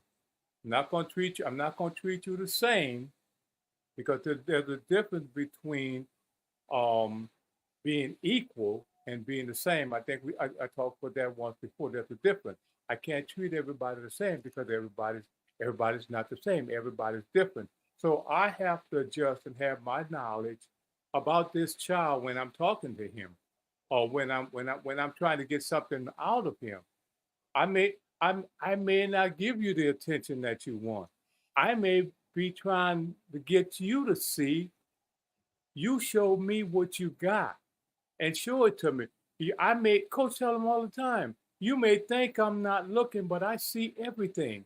So when the Hmm. kids say, "Well, I don't think coach is looking at me," brother, you better just show up, show out when you go to practice. Show up and show out, because I guarantee you, he's watching. And not only Oh, he's watching, a lot of the other players on the team are watching. That's why the guys are coming out and speaking now. Go ahead, I'm sorry. Go. all right, cool. 614. You said you wanted to respond onto an article or something, or you had a thing you wanted to talk on. Yeah, if you're okay with dropping it or going to the private chat and clicking on that Bleacher Report article I just dropped in there. I just dropped a link in there. But what I want to Yes. continue before I Hmm. switch it up is on this narrative, right? Mhm. The writer, if you just read it for what it is, and I also put a link in there with all of his recent articles. And what you'll notice, so for example, this is a different writer. So I'm guessing this writer is picking up on what Shador said on Twitter in response to Xavier's comments. Do you see how they characterize as if he's the aggressor? Shador rips very mild Xavier Smith, right? Again, if you are trained to look at media and understand people's narratives, you could clearly see who is being positioned as the protagonist and the antagonist, right? And clearly, what Shador was doing was just responding to an article that he sat down for and express his opinions. Shador is expressing his opinions as well, but now it's being characterized as ripping this other player. Now, I do want to answer your question, Harry, and then maybe put another question to the panel, which is, are parents involved when decisions like this are made? Every family is different. Ideally, you as a young person would seek counsel when you're making a decision like this, because The Atlantic is a national magazine. And whatever you say to them is not just going to go to a small population. It's going to get picked up Athletic. nationwide. It's the Oh, Athletic. excuse me. Sorry, the Athletic. I said The Atlantic. Atlantic is a different kind of news. Yeah. But the question I want to pose to everybody, if we just ignore the fact that maybe the writer had an agenda, is it possible for a coach to destroy a player's confidence? Because that's the other claim that he's making. So if we address it purely from, oh, this is an agenda, this is a kid with an axe to grind, the other point that he makes here is that the coach destroyed my confidence. Now, I'm straw manning this. I'm playing the devil's advocate as well, because this is a similar story that comes out of the Kwame Brown story. That's true. Meaning he played with Michael Jordan, and the pressure of playing with a player that is a great and having those expectations on him as a young player, without, I don't know if he actually came out and said it, but in a lot of the conversations that were going on a few years back during COVID, was that the pressure, right, of playing with Michael Jordan and some of the things that he did and said to him, or how he was treated, he said affected his confidence. So the other question I want to talk about is, all things else we can have our opinions about, is it possible for a coach's treatment to destroy a player's confidence? Oh, Coach can I Coach say something? McKinney. Coach Mc, Can, wait, Coach can I say, McKinney. Go ahead, Willie. Go ahead, let me Willie. say something really before you. Okay, you Yeah, said go ahead. you said mild, very mild, but he said very mid. So that's going to give what you. I mean, I agree with what you're saying and everything else. But when you said brother is to be very mid at best, not mild. So there's a difference in, Oh, he's like a mid-level player, right? Like something like that. Like he's like a mid-level mid, player. It's, mid. Oh, I don't know. It can mean mid and mid talent. yeah, that's what I'm saying. Mid, He was. yeah. It could. He It said, could "I don't mean even that. know him, but At by the way, best. bro, had to be very mid at best. At So best, yeah. I think So- mid is probably like Harry, mid-level. Harry, I'm out here Harry, spreading very misinformation. mid. My bad. I misread that. I- My No, apologies. that's okay. I But corrected. I corrected it in the chat. So the conversation could flow. But basically, very mid equates to average at best. Okay. yeah, okay. I Okay. agree. So even All right. saying So very Coach- mid is like being generous. Yeah. Okay. Coach McKinney, what can a coach, since you're a coach, can a coach destroy the confidence of a player? Yes. Unfortunately, yes. It's the same as a parent can destroy the belief in a child. Words are powerful. As a coach, one of the things I have always tried to do is, one, never denigrate my players. I can be hard on you and tough on you without tearing you down, but also give you the love and confidence that you're going to be okay. You're going to be good, or you can be good. But it is hard for me to believe someone, just tear down. Coach, your audio is coming in. Your audio is coming in bad, Coach. Over the course. Yeah, I'm in a bad area. I'm driving. I apologize, fellas. Let me see if I can adjust it just a little bit here. Is that a little bit better? Go ahead. Harry? Let's see if it gets better. Okay. Yeah, go ahead. Okay. All right. It's hard for me to believe that Coach Prime may have just tore down this kid's confidence. Now, the kid might have been weak-minded already and needed a coach to impregnate more confidence into him. And maybe that's what he's implying, saying by saying Coach Prime tore down his confidence, because it is hard for someone on Coach Prime's level to do that when he's got so many other kids he's dealing with, and on top of that, he's not his position coach. And that's the key thing that people understand. Head coaches are not position coaches. So unless Deion is really going at him hard in front of everybody and denigrating him and demoralizing him in front of people, That's the only way I can see him taking his confidence away from him, because that's not because a position coach would be right there in his ear and be like, "Listen, coach being hard on you because he sees something special in you. I need you to step it up. I need you to pick it up." That would be my thing as a position coach under Deion Sanders as a head coach if that was happening. But it's just hard for me to see that based off of all the videos that we've seen in Well Off, how these coaches are. And I've seen, Coach Prime call people to the carpet or call guys out, but I've never seen him do it in a way that was degrading to the kid. So down right there's kind of iffy. I would love to hear, like, that kid would have to literally answer that question in front of people and not be a part of a hit piece, because it's hard to see a coach do it, because every coach knows you can kill a kid's confidence in the words you use. So a lot of coaches are careful on how they say things. All right. Let me bring on DC Carson. DC Carson, welcome to the show, brother. I thank you for calling in. I appreciate you, brother. What's going on? Appreciate you too, man. I'm gonna jump right on what's going on, panel. We all good, man. All right, so let's jump right into the thing that he said was he was destroying guys' confidence and belief in themselves. The way he did it, it could have been done with a little more compassion. So what am I going to say? This article, the nature of it was a hit piece. Yes, drama sells. It is what it is. Just like, people say that Colorado's the hottest thing out there. You have to anticipate you're going to get stuff like this. But everything that's negative doesn't mean it's not. There's not an element of truth in there. I'm focusing on him saying destroying guys' confidence. That to me was not necessarily a personal feeling, but it was a personal observation. And he said the way that he did it.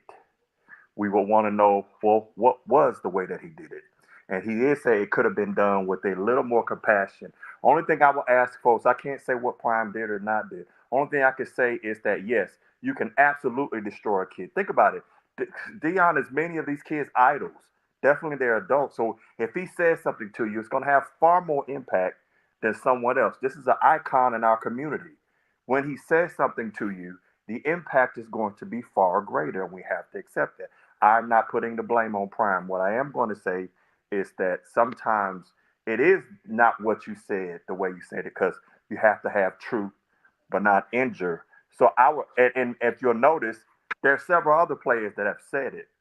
So yeah, you could sit back and say, well, they were all salty and they didn't want to compete and stuff like that. But I'm not willing, as a leader of young men this age, have done it for decades, to sit back and say that everything that they're saying is not true. I'd like to at least explore the conversation, which is a good thing you're doing, Harry, to find out. So let me provide this. Let me provide this. I can give you a scenario that is very Coach Prime-esque, all right? And then I'll let the other panel give their version of the same scenario or a different version of that scenario. Yeah, Harry, I like to give one. When you get done, I like to give one. Cool. Coach Prime does not shy away from the fact that he's old school. He teaches an old school way, tough love, and he's in the media. We've had a show where we've come against the stuff that he says and how he says it, right? On a couple of things that he said. But he's old school and he's very honest. Sometimes it's kind of brutal honesty, right? So we can kind of imagine that Coach Prime's honesty with a player. If Coach Prime approaches a situation and he says, yo, what you doing? Boneheaded, whatever, right? Like, what are you doing? That play, you call yourself a football player? Like, what was that? We gotta remember the competitive Coach Prime. When he's on that field, he's a different animal. And we also got to understand that Coach Prime is very brutally honest, right?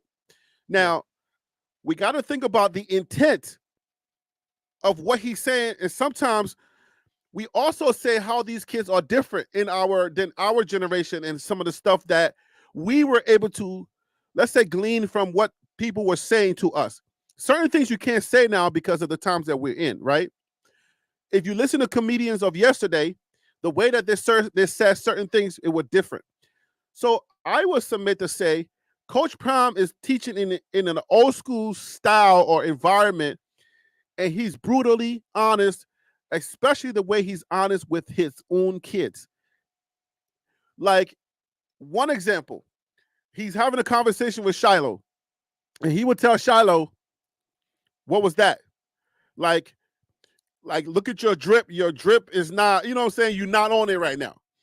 Are you telling me you want to walk outside of the house looking like that? Imagine him telling that to a kid that may not already be on that level with him, that may not already be receptive to that kind of, jargon or way of talking. So that's what I'm thinking is going on. It's not necessarily that he's destroying God's confidence. He's doing this thing that he does with his own kids. We can see it with his kids. When he's in that office and he's talking to his kids with those cameras and they're talking the way that they spar each other, you say that to another kid who may not be used to that with their parents or with their friends, and they're mostly, used to complimentary stuff and they like complimentary speech. A coach coming at you hard is going to be taken like you're trying to destroy somebody's confidence. But yet again, we know that this guy is teaching, he's preaching every single day. So then how can it be that he would intentionally try to destroy somebody's confidence? And let me go around the horn. We'll start with Willie. Hey, And then Willie will go with Wild Dog, and we'll go around. thank you so much. To piggyback off of what you were saying, I'm gonna give an example, very quick example. The guy, you guys remember, the show Pivot with Ryan that played for the Steelers.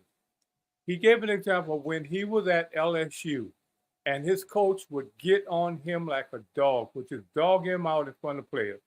He would just, would curse at him and everything. This is what he's telling me, okay? And he so he said he went up to his coach and said, "Man, look, I've done everything you asked me to do. Why are you on me so hard?" He looked at him. Ryan said he looked at him and he said, "Ryan, because I know that you can take it. I know that you can deal with it because these guys are watching you.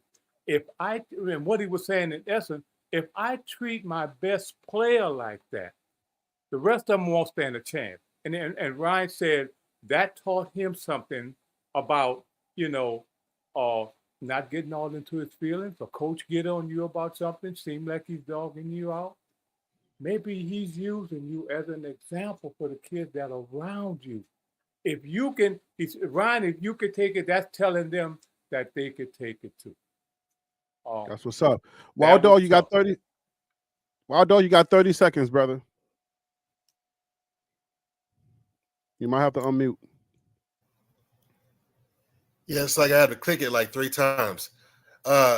So Harry, I'm just gonna lean on the fundamentals of the bandwagon buffs. We believe in data here, right? And so does Coach Prime and his staff, right?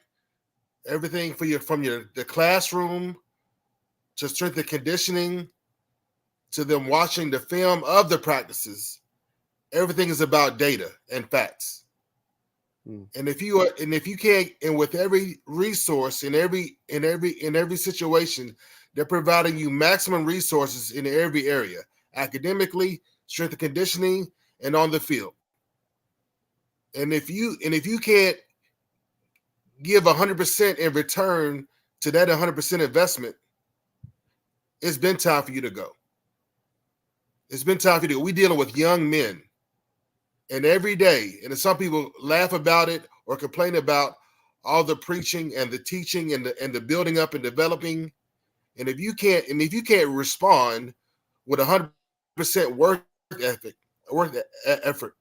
and work ethic, then maybe Division I is not even for you. If you can't make it at CU, then maybe Division I isn't for you. Maybe it's FCS. Maybe it's Division III. Maybe it's NAIA. There's lots of other options. And that's why the portal exists. So we've got too much evidence, too much data, and we know that CU and Coach Prime rely on the data, and the data doesn't lie. The film doesn't lie. All right, Coach McKinney, your go. I think the simple way to look at it is I agree with what you're saying. I cannot see a coach deliberately tearing the kid down. I can see a coach being hard on the kid, and maybe the way it's presented, the kid took it the wrong way. But at the end of the day, I do not believe Coach Prime is going to sit there and tear a kid down. If anything, he's going to pour into that kid and really push that kid to be better than what he is. Look, that's my take. Yeah, I mean, I have other examples what the other young men are saying, and we got here. We got Justin Mayers. He just got here. Justin Mayers is one of the guys that just came over, and I mean, he's saying they really want you to prosper here, not only as a player, but as a man at CU. Everyone here gets love and is pushed and held accountable at a pro level. Everyone here gets equal opportunity to play. All these players aren't telling the truth when they leave here. They're just 50-50. All right, 614. Yeah, again, this is why I love this channel, because it's thoughtful conversation, right? So if we're I really truly feel like when it's like they're trying to put a case on them. Mm-hmm. He can't doing it through the portal is not going to work. He's dominating the portal. His style is not. It doesn't get wins. He comes in early on and he's able to win. It's like they're looking for a reason for kids not to go to Colorado, right? That's really the perspective, because like everybody here is saying, and now Well Off is edited, all right? We're not seeing 100% of the interactions that those coaches, especially Coach Prime, has with players. But generally, what it appears to be is an environment that is focused on winning, and winning requires discipline and accountability and a whole lot of truth as well, right? And Prime always describes two people that he looks for. He looks for leaders and he looks for dogs. And one of the things that leaders and dogs don't do is complain, right? So it makes perfect sense that this particular player in that type of environment, who would take maybe the coaching, maybe the criticism, the accountability, or maybe even what Coach Prime describes as the standard, right? If he's not able to live up to that in his own eyes, it might not even have anything to do with anybody else. That might just not be the environment for him. And I looked at kind of his history with teams that he's been with. He was enrolled at CU. This is according to 24/7 Sports. He transferred to Austin Peay. I didn't dig enough to see if he started.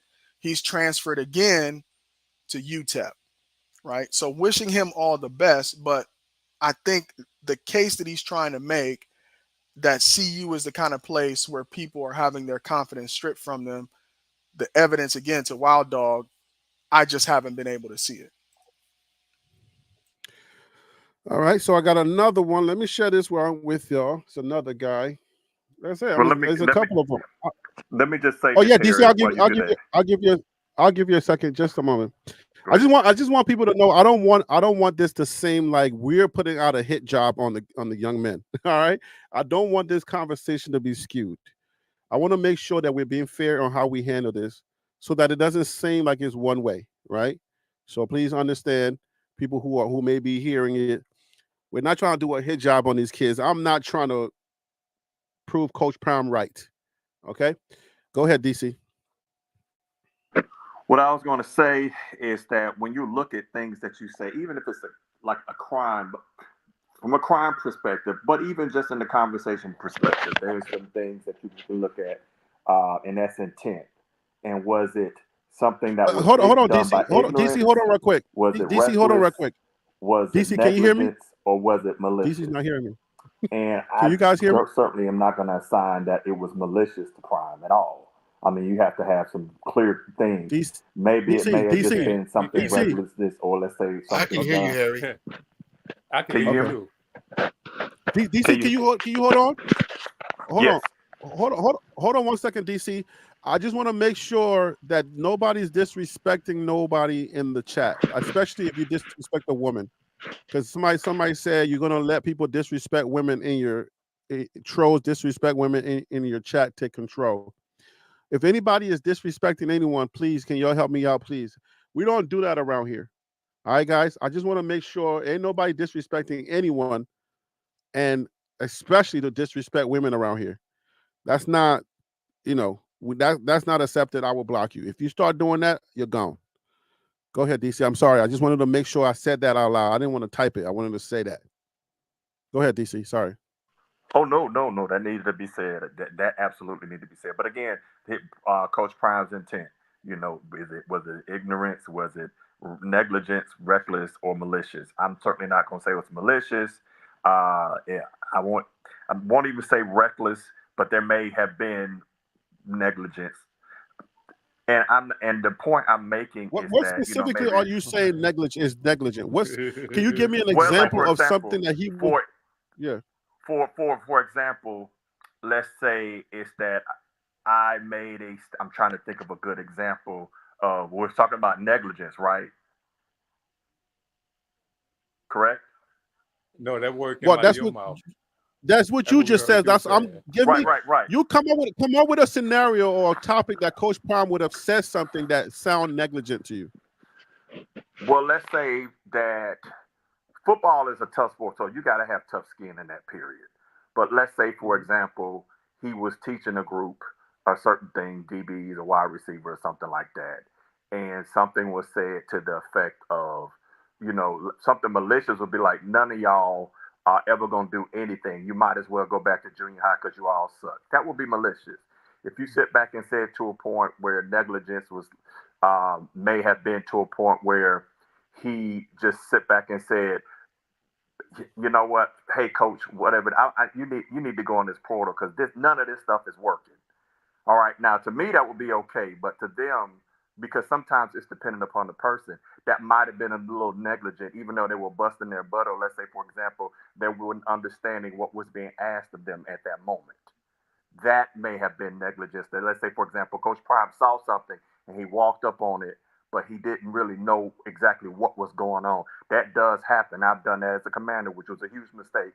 But I have said those things of you need to correct it. And like, hey, sir, you came in being involved in something, but you didn't really fully know what was going on. Those things can fall into negligence. Now, I mean, because he is saying he could have probably said something with a little more compassion. Again, I get football is hard, it's tough, but that doesn't mean people always take it that way. And it may have been a non-football stuff. I don't know, but that's kind of what I'm saying is that as leaders, and we don't always get this right, folks. So I'm not bashing Coach Prime. I'm not saying he was wrong. I'm just saying sometimes with our level, we see things that they don't see. So the way that they interpret it, it can wind up being where it comes off as you're trying to kill their hopes and dreams. All right. Let me get this in by Jacob Finberg. I was running through the facility one day early on, and Coach Prime stopped me and asked me what my name was, telling me that he had seen me around, but he didn't know my name. He took the time to introduce himself and have a genuine conversation with the video intern. That's the video intern. Remember what my whole monologue that I had? Like Coach Prime doesn't have time to meet and greet everybody to say anything. You're in the hallway, you see Coach Prime. If Coach Prime recognize you, we gotta align the character, the things we see, even the edited videos. We gotta align that with if somebody says he was destroying guys' confidence and belief in themselves. If you take the conversation that was had in that room, that the whole world, the whole Louis luggage conversation, if we were to take that and analyze that conversation, I believe that that young man could use that conversation and say that he was destroying somebody's confidence. He can use that. Yo, but Harry B, let me jump in here, right? It's like if somebody walk into your room and be like, like, man, all of y'all in here is B words, right? Just walk in the room. Mm-hmm. Usually the hit dog is the one that's going to jump up and be like, who you calling up? You ain't talking to me because I ain't that. If you a Right. dog and you in that room and you talk about I'm bringing, are you not talking to me? You might be talking to these other dudes in here. Mm-hmm. That's what that football dog mentality is. Anything that ain't me don't even register. Right? A hit Right. dog usually is the one that's gonna squeal. Yep. Right? And man, When somebody and man, says something and you see somebody get genuinely upset, that means you put a little salt in that wound. You touch something that we can't see, but that word can touch. You know what I'm saying? So I really look at it that way. When somebody walks into a room and say, "I'm bringing all my players in here," so some of y'all might as well just make some business decisions. If I'm a dog, I ain't even think he's talking to me. You're not talking to me. You're talking to somebody else in here. That's just my perspective. I Hey, mean, but that's Harry. what I hear. That's what I hear all day. I will hear Yep. like, he ain't talking to me. Yeah. I'm like, I don't even, bruh, you just got here. I'm like, I know you the head coach and you just got here, but you better remember, like when I would tell you the difference when I got from North Carolina, Maryland, and when I came to All New right. Watch York. yourself. I'm just Watch trying to yourself let on you North know. Carolina. All right. Well, I'm just trying, Greensboro, North Carolina all day, right? When I Yep. came I'm right there from, with you. when I came from UNC Greensboro, I lived in Maryland, went to UNC Greensboro, came back, and then I moved to New York to jump into that film industry. When I tell you that people were walking circles around me for the first couple of years, I ain't lying. But after a few years in understanding what New York is all about, yo, son walked up to me. He was like, yo, what up? What's your name? I'm like, I'm Harry. I'm Harry. All right. Hey, yo, my name D-Lo. Remember that name. I was like, what the heck you mean? Remember, I'm coming from North Carolina. I'm coming from Greensboro. What do you mean? Remember that name? I never knew what that was until I knew what that was.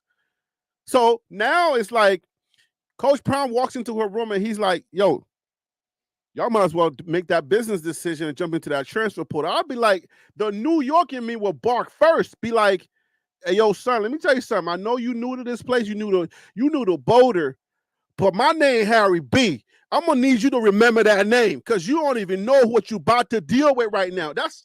I'm just telling you, that New York thing just jumped on me, and that's what it is right now. Like anybody steps to me, hey yo, I'm Harry B. Remember the name.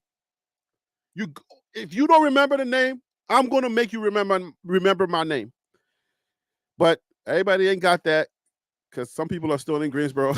Hey, that's a the metaphor. Hey, all right, that East Coast thing hey, is Harry, like, let me oh, he say looking something. for me. Now I'm looking for him. Right? Right. You don't let nobody look for you. You go look for them. If you hear somebody looking for you, you got to reverse psychology. You know what I'm saying? Go ahead, Coach. Go ahead, Coach All right. McKinney. First of all, we're gonna get off this Greensboro.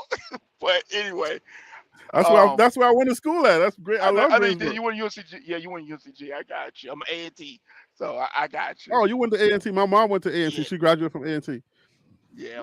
So here's my thing. Two things I'm gonna throw out real quick because I love learning, like paying attention to coaches, like not just Coach Prime, but I'm a huge Bill Belichick and Nick Saban fan. I've been a high school coach. I've gone to their clinics and stuff. One of the things you pay attention to with coaches is how they treat people outside of the realm of football. And one of the things you just said, somebody had said was, or typed in was the fact that Coach Prime took the time to talk to him and know him. A lot of people don't realize, like Coach Saban, Coach Belichick, they make it a rule on their coaching staff that, like, especially Coach Saban told me this. He makes it a rule. His coaches has to know everybody that's in the football department all the way down to the janitor and know them by first name basis for a reason because he wants everyone on the same page, including the janitor. So when you hear a story like that about Coach Prime, that tells you where his thinking is. He's trying to keep everybody all inclusive and all involved. The second thing that I want to bring up, and you'll understand this, Harry, since you want to bring up Greensboro. When we took over a school, I ain't gonna name the school because I don't want to put anybody on blast. But the last school I was at football wise that we took over, it was a 50-50 split, predominant white and black school.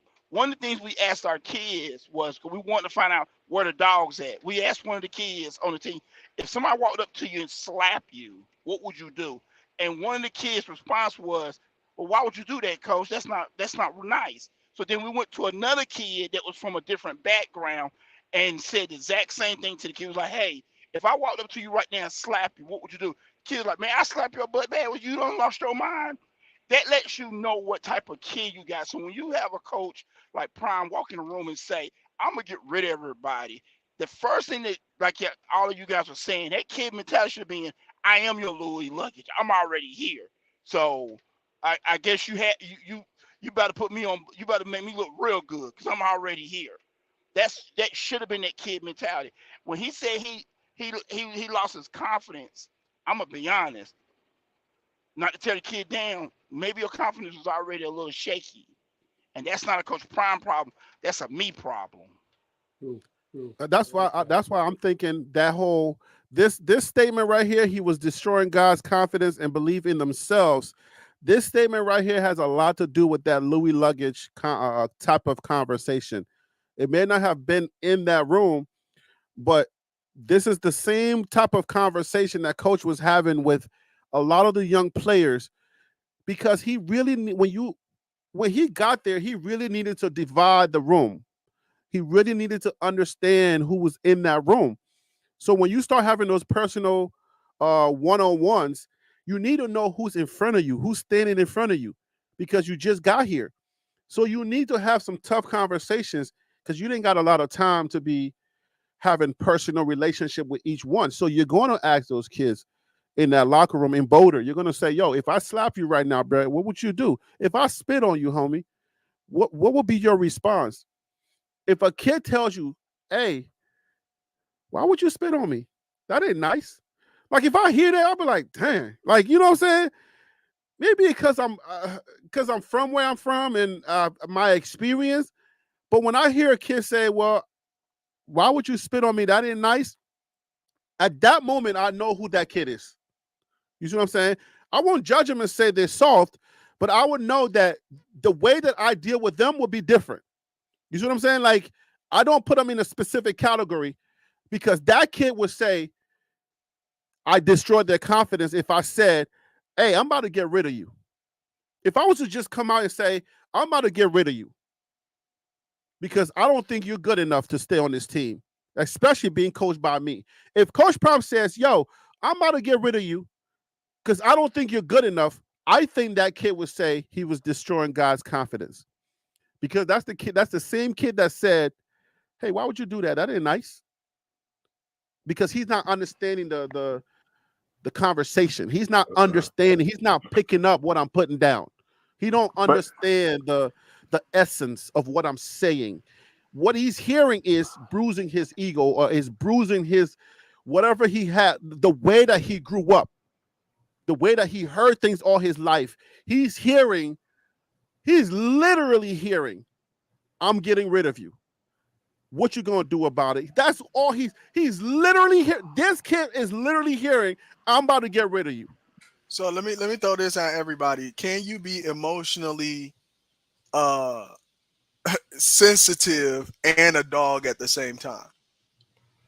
Well, I here's don't something even I'm know. gonna say to you. I don't even want to use a negative word. You know what I'm saying, to describe how somebody's emotional damage. Yeah. Here's something I would Can say you to be you. Here's something emotionally I say to you. sensitive and a dog at the same time? That's my question. Let me give you an example. I'm gonna give you an example. Heck no. So if you came up to me and said, what would you do if I slapped you? I might say, why would you slap me? Now, I can tell you one thing. If you slap me, you should never, ever want to be outside when it's dark. Ever in your life. It will not be a good thing for you. Part of that is because to a point of, I'm not going to respond to you in a certain manner because of a certain type of training I have.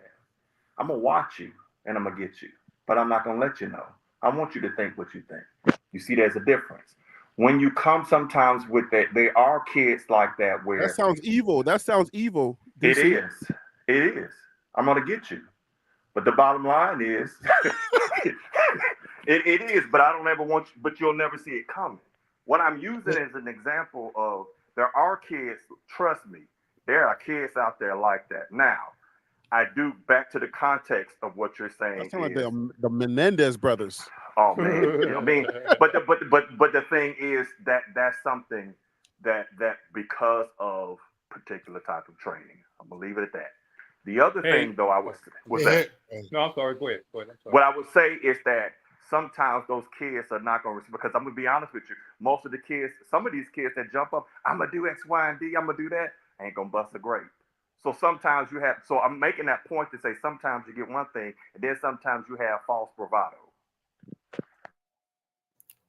Hey, Harry B. So before you guys go, let me respond to that because I think it's important. Something just jumped into my head.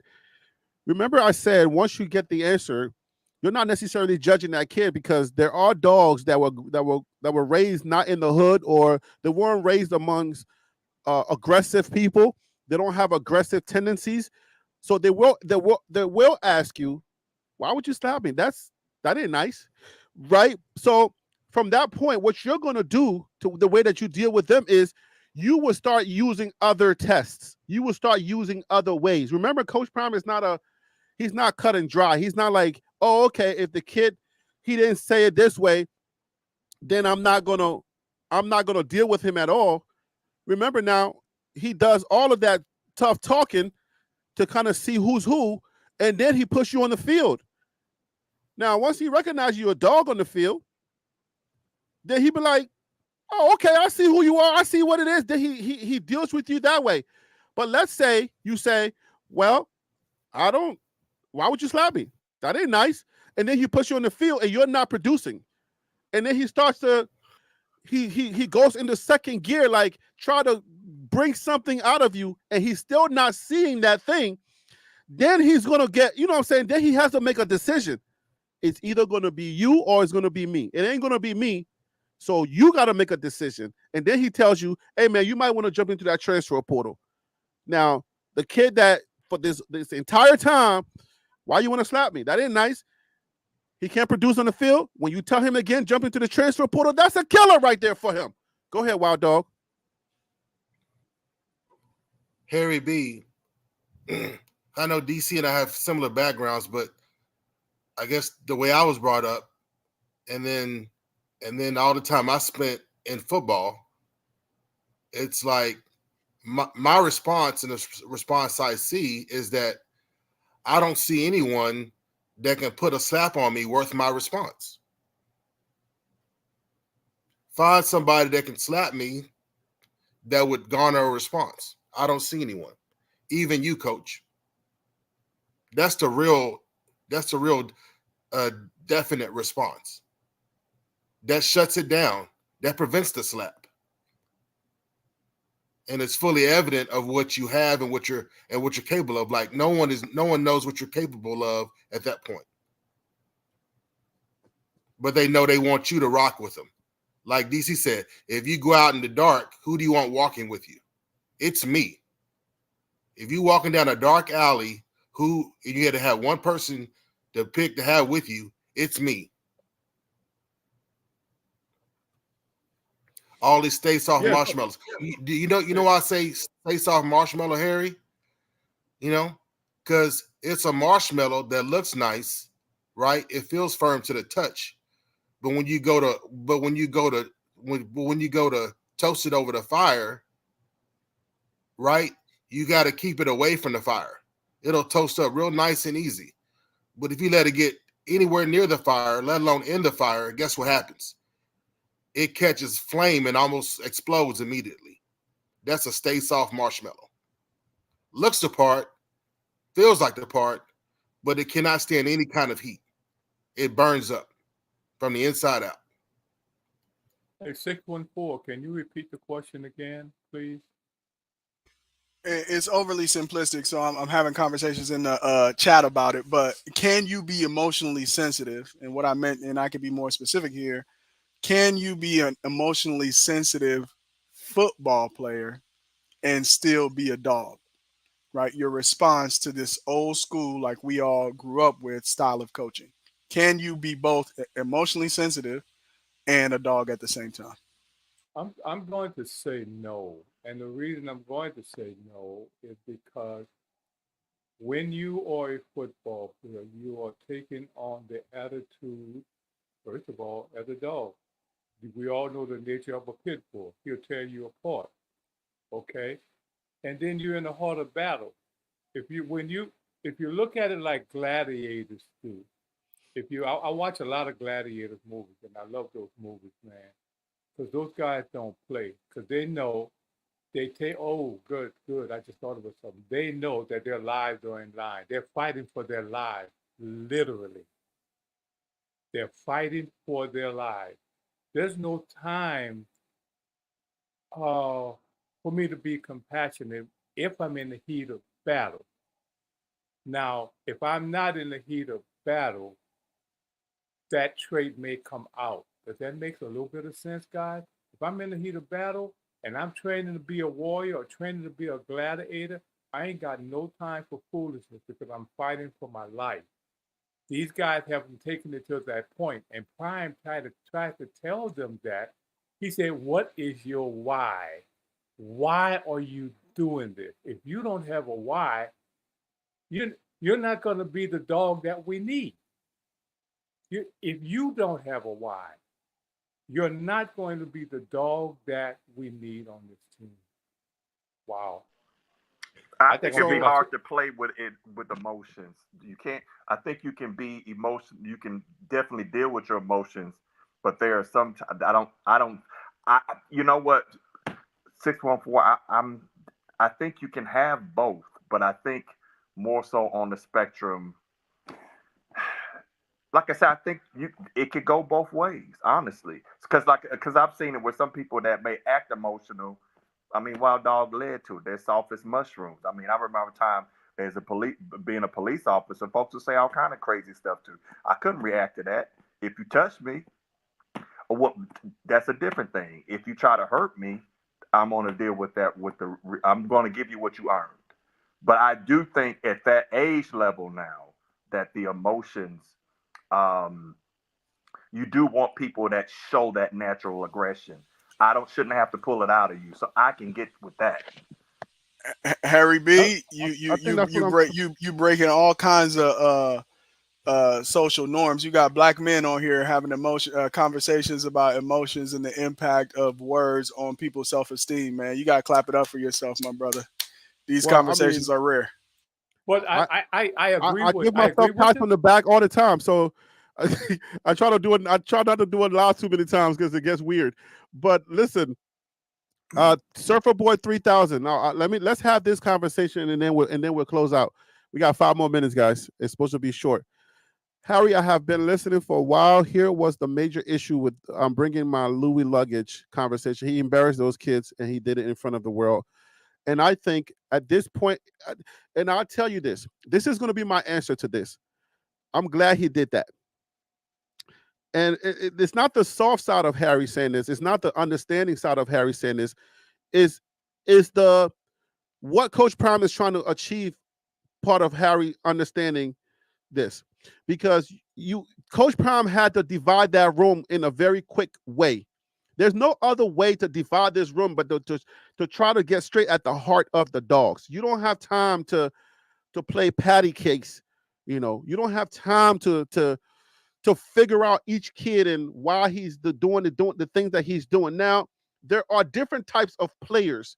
Coach Prime wanted to find a kid with the attitude, the kid that maybe had mom was at home struggling and not so laissez-faire type kids. He wanted to divide that room, and he had to divide that room very quickly. And the best way that he could divide that room quickly was to say, and look those kids in the eyes and say, I'm bringing somebody to take your space. Surfer Boy, you know about the SEC. Coaches in the SEC, coaches around college football, they have all going on record. Even when I was talking about Pat Narduzzi from Pitt, when I was talking about all those other coaches, even coaches, when they were talking about detracting from Coach Prime, coaches have gone on the record to say, well, yeah, we all do that. We always tell the kids that we're bringing somebody to take your job. Coaches said that. They said, we tell them that we're bringing somebody to take your job. And we want to see their reaction.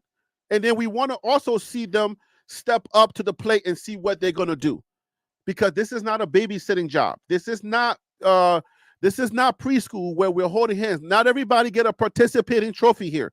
There's no participation trophies here. So I cannot distract from or even say I don't accept what Coach Prime did. I accept it because coaches have a hard job to do, and there was nothing wrong with the coach to say in public, I'm about to bring somebody to take your job. And if that hurts your feelings, then you're not the player that he wanted.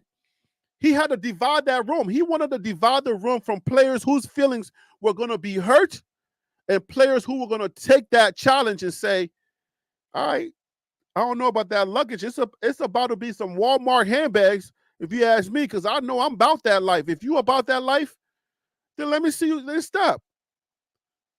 And I'm telling you, it's that New York, Greensboro, Maryland. I was humpback before. Now I stand up straight, and I look any man. You could be 6'7". I'm only 5'10".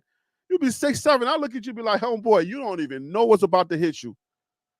I got African culture that I will bring. What, bruh? Stop playing with yourself, because you ain't playing with me. Even if I know that dude about to give me the business, it don't matter, bruh. It's just an attitude test. And the ones that failed the attitude test, Coach Prime got rid of them.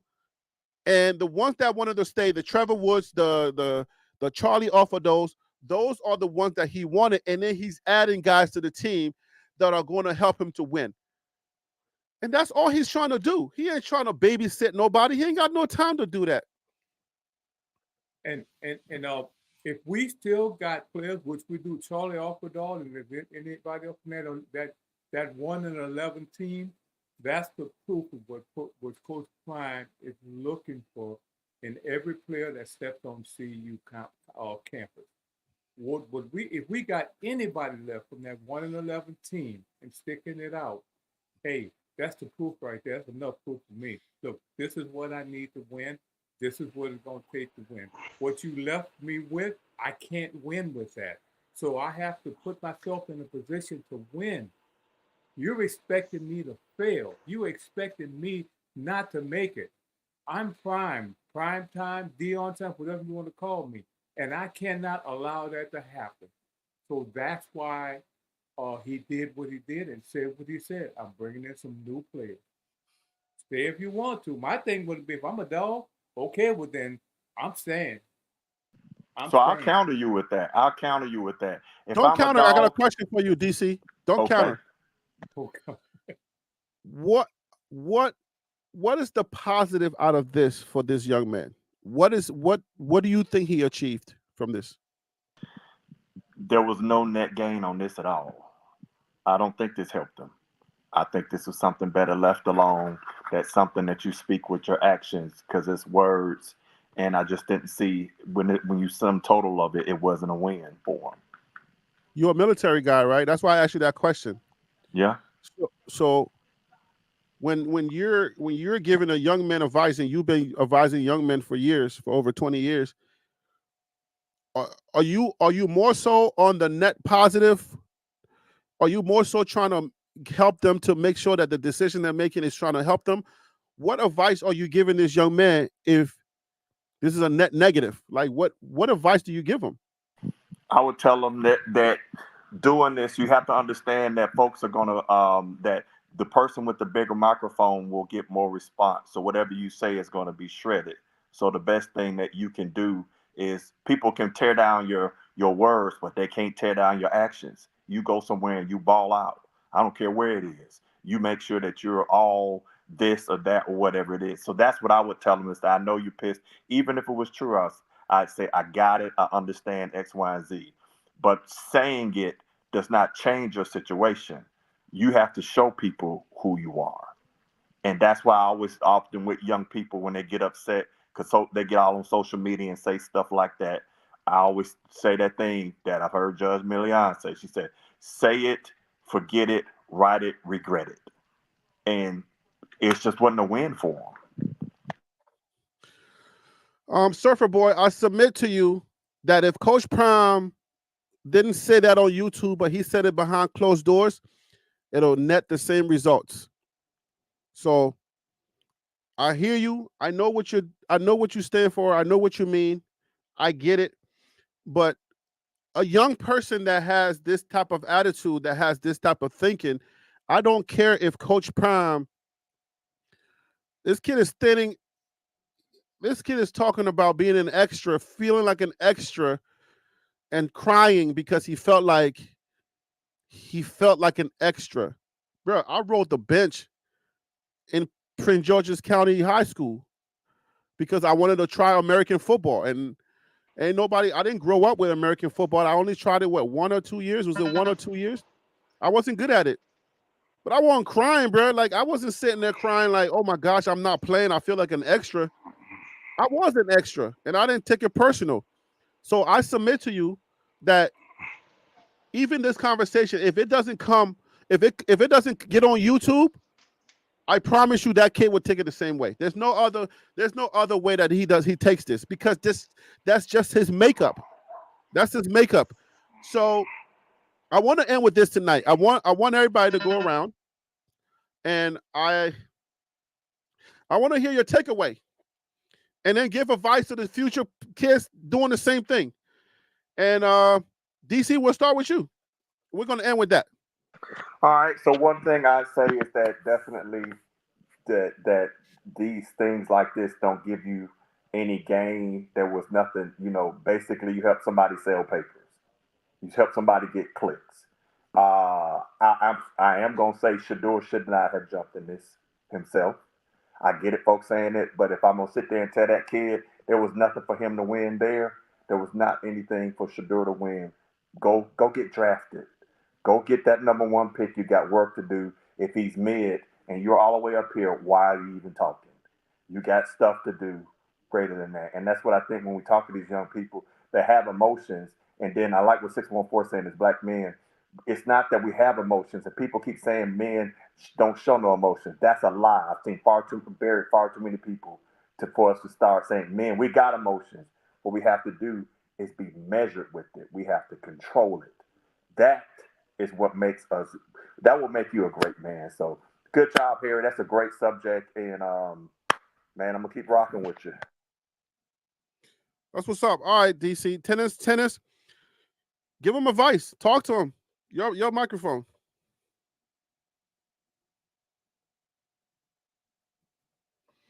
All right, Tennis. You're not coming. You're not coming in. You might have to unmute, Tennis. You got the mic, Willie. Yeah, okay, you're right. I do need to unmute. Okay, I'm sorry. Okay, my advice would be to the young man, look, you're at one of the best schools in the country. Take good advantage of it. If you happen to blow it for some reason, if you don't like it, or you can't stay, or you feel like you can't stay, don't bash the program that from so far have fed you and taken care of you and looked after you. If there's something you don't like about it, what we've said before, look, just go on, just go away silent. And like DC said, prove yourself. Prove that everything, the reason that you're here, because Prime always said, whatever you came here with, you're going to leave with the same thing. So, and always question yourself, did I do everything that I needed to do that they were asking me to do? Did I meet all of the requirements that the program had put forth? All right, Wild Dog, your microphone, brother. Young man, we need to sit down and talk, or have you sit down and talk with someone, because you need help learning to process your emotions. You need a team around you, because you never should have spoken to the media or did any kind of social media release without second pair of eyes on it. Where are your parents? Where are your friends? Where's your teams? Where are your old coaches? Okay? So moving forward, we need to find you a new home and build you a team. Give you a tight inner circle. Put a good team around you to help you process and handle everything moving forward. Blessings to you. If there's any way I can further help, You have to release. You have to authorize me to do so. Go with God. I mean, that's important. I think something's telling me in my spirit that these young men are probably putting out statements without either addressing their or calling home or asking mom. I think that like they're making adult decisions without adults in the room. And I know they're young men and they're coming into themselves, but this is a vicious game that they're playing, and it's really starting to bug me that common sense is not being applied. These grown people are using them and they're not using common sense. And that's why I do these type of shows, man. I hope that this is helping somebody out there, that some parent or somebody's listening and they're going to move a little different. Like this media game is a vicious game. And you better learn it. You better learn it quick. You better get to the program with the program quick because it's vicious out here. Protect your young people out here, people. Coach McKinney, your turn, brother. I would just tell the young man, listen, son, at the end of the day, the choices that we make, we have to be willing to stand on. I think you're a good young man. You have the potential to be the best that you want to be if you put in the time and effort. I would not say anything about anybody. Worry about yourself only. Build those relationships with your teammates, your newfound team, your new coaches. Get a fresh start to your career. If this is truly your goal and your passion and what you desire, then go for it. Do not let anyone or anything stop you from achieving your goal.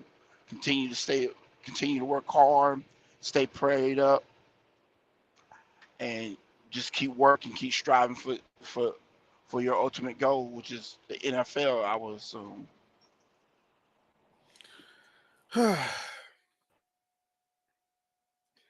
Why do I feel like I'm not saying enough, man? 614. Why do I feel like that? Go ahead, brother. Bro, you had African parents. That's why you ain't. There's nothing that Coach Prime could say to you that's worse than what mom and pop said, right? To get you right Oh my and make gosh, are you sure you kidding? had your head screwed on. So if you got it at home and you go in the street and get it, it's really nothing, right? Because you already realize that the people who love you the most sometimes are the ones who have to correct you the hardest. But in terms of outside of that, um, just lessons I could have learned younger. And if you and everybody is talking about this in the abstract, but if you've ever been fired unjustly, if you've ever been laid off unjustly, you know what kind of emotions that produces. Now, it doesn't mean that you need to go out and act on those emotions, and really that's the point that we're trying to get to, right? Even if you've been wronged, and everybody agrees that you've been wronged, there's a way to still go about dealing with that. And sometimes a public forum is not the best way to do it. So my thing is success is the best revenge, right? Success is the best revenge. Nobody can ever take that away from you. The second thing is don't play the media game with Dion. Uh, he's going to win every time. The negative works in his favor. The positive works in his favor. He's always going to win. So to DC Carson's point, I think the Shadors of the world and the rest of the guys on Colorado, this is what they do. They can't help but take it to Twitter, right? Because that's the game that they play. And I think he unknowingly entered into their world in their, they brought the entire squad out, right? Everybody is giving a testimony about how awesome Prime is. That wave is just going to come at you. And last but not least, the less you say, the better. That's just a good rule for life, right? The less you say, the better, because sometimes the words that you say, you could never take back. So those would just be some things I would say about that situation. Yeah, I mean, I like the fact that these young men are stepping up and they're protecting the program. The program is bigger than just one person. The program is just bigger than just one person that feels like whatever feeling they had to express it in the public. You can't go on the other side. Somebody trusted you with their, somebody trusted you with their inner secrets. And now that you're gone, you're gonna say, "Well, this is what happened over there." who's to say that if if you go somewhere new, they're not going to treat you crazy because they feel like you're going to out their secrets as well. So that's important. But King P 24/7 says protect your brand, name, image, and likeness. I feel like that's important, and essentially that's part of what we're saying here. We're not trying to take sides. Maybe I shouldn't just address everybody. We're not trying to take sides. We're trying to protect the young men. We're trying to say protect your image, protect your brand. You're building a brand, whether you want to believe it or not. Shador has built a $1 million brand where people are now just sending him stuff. You think Shador is not media trained? You think Shador don't go out there and he's just going to go out there and just say anything? That boy gets coaching. So if you respect your brand, if you like your brand and you want other companies to align with your brand and give you things and just bless you with things and give you money for your brand, then protect it. The way that you protect it is to be mindful of how your story could be told or how your story could be taken out of context. Because you put something out into the media and they can take it out of context. Now here we are deciphering what you meant by saying he was destroying guys' emotion, destroying guys' confidence, or he didn't create a personal relationship with me. And then protect your brand, man, your name and your image and your likeness. Protect it. Young men, I feel like I'm not saying enough because I feel like daggone it, man. I said it to Cormani McLean. I said it for other young men. Now, Cormani McLean is not getting the love that he needs from the universities that was trying to recruit him before. So if you're not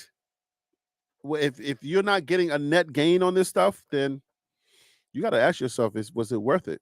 And if it wasn't worth it, then next time don't do it. And for the new people, all hearts and minds are clear. You're good. Everybody good?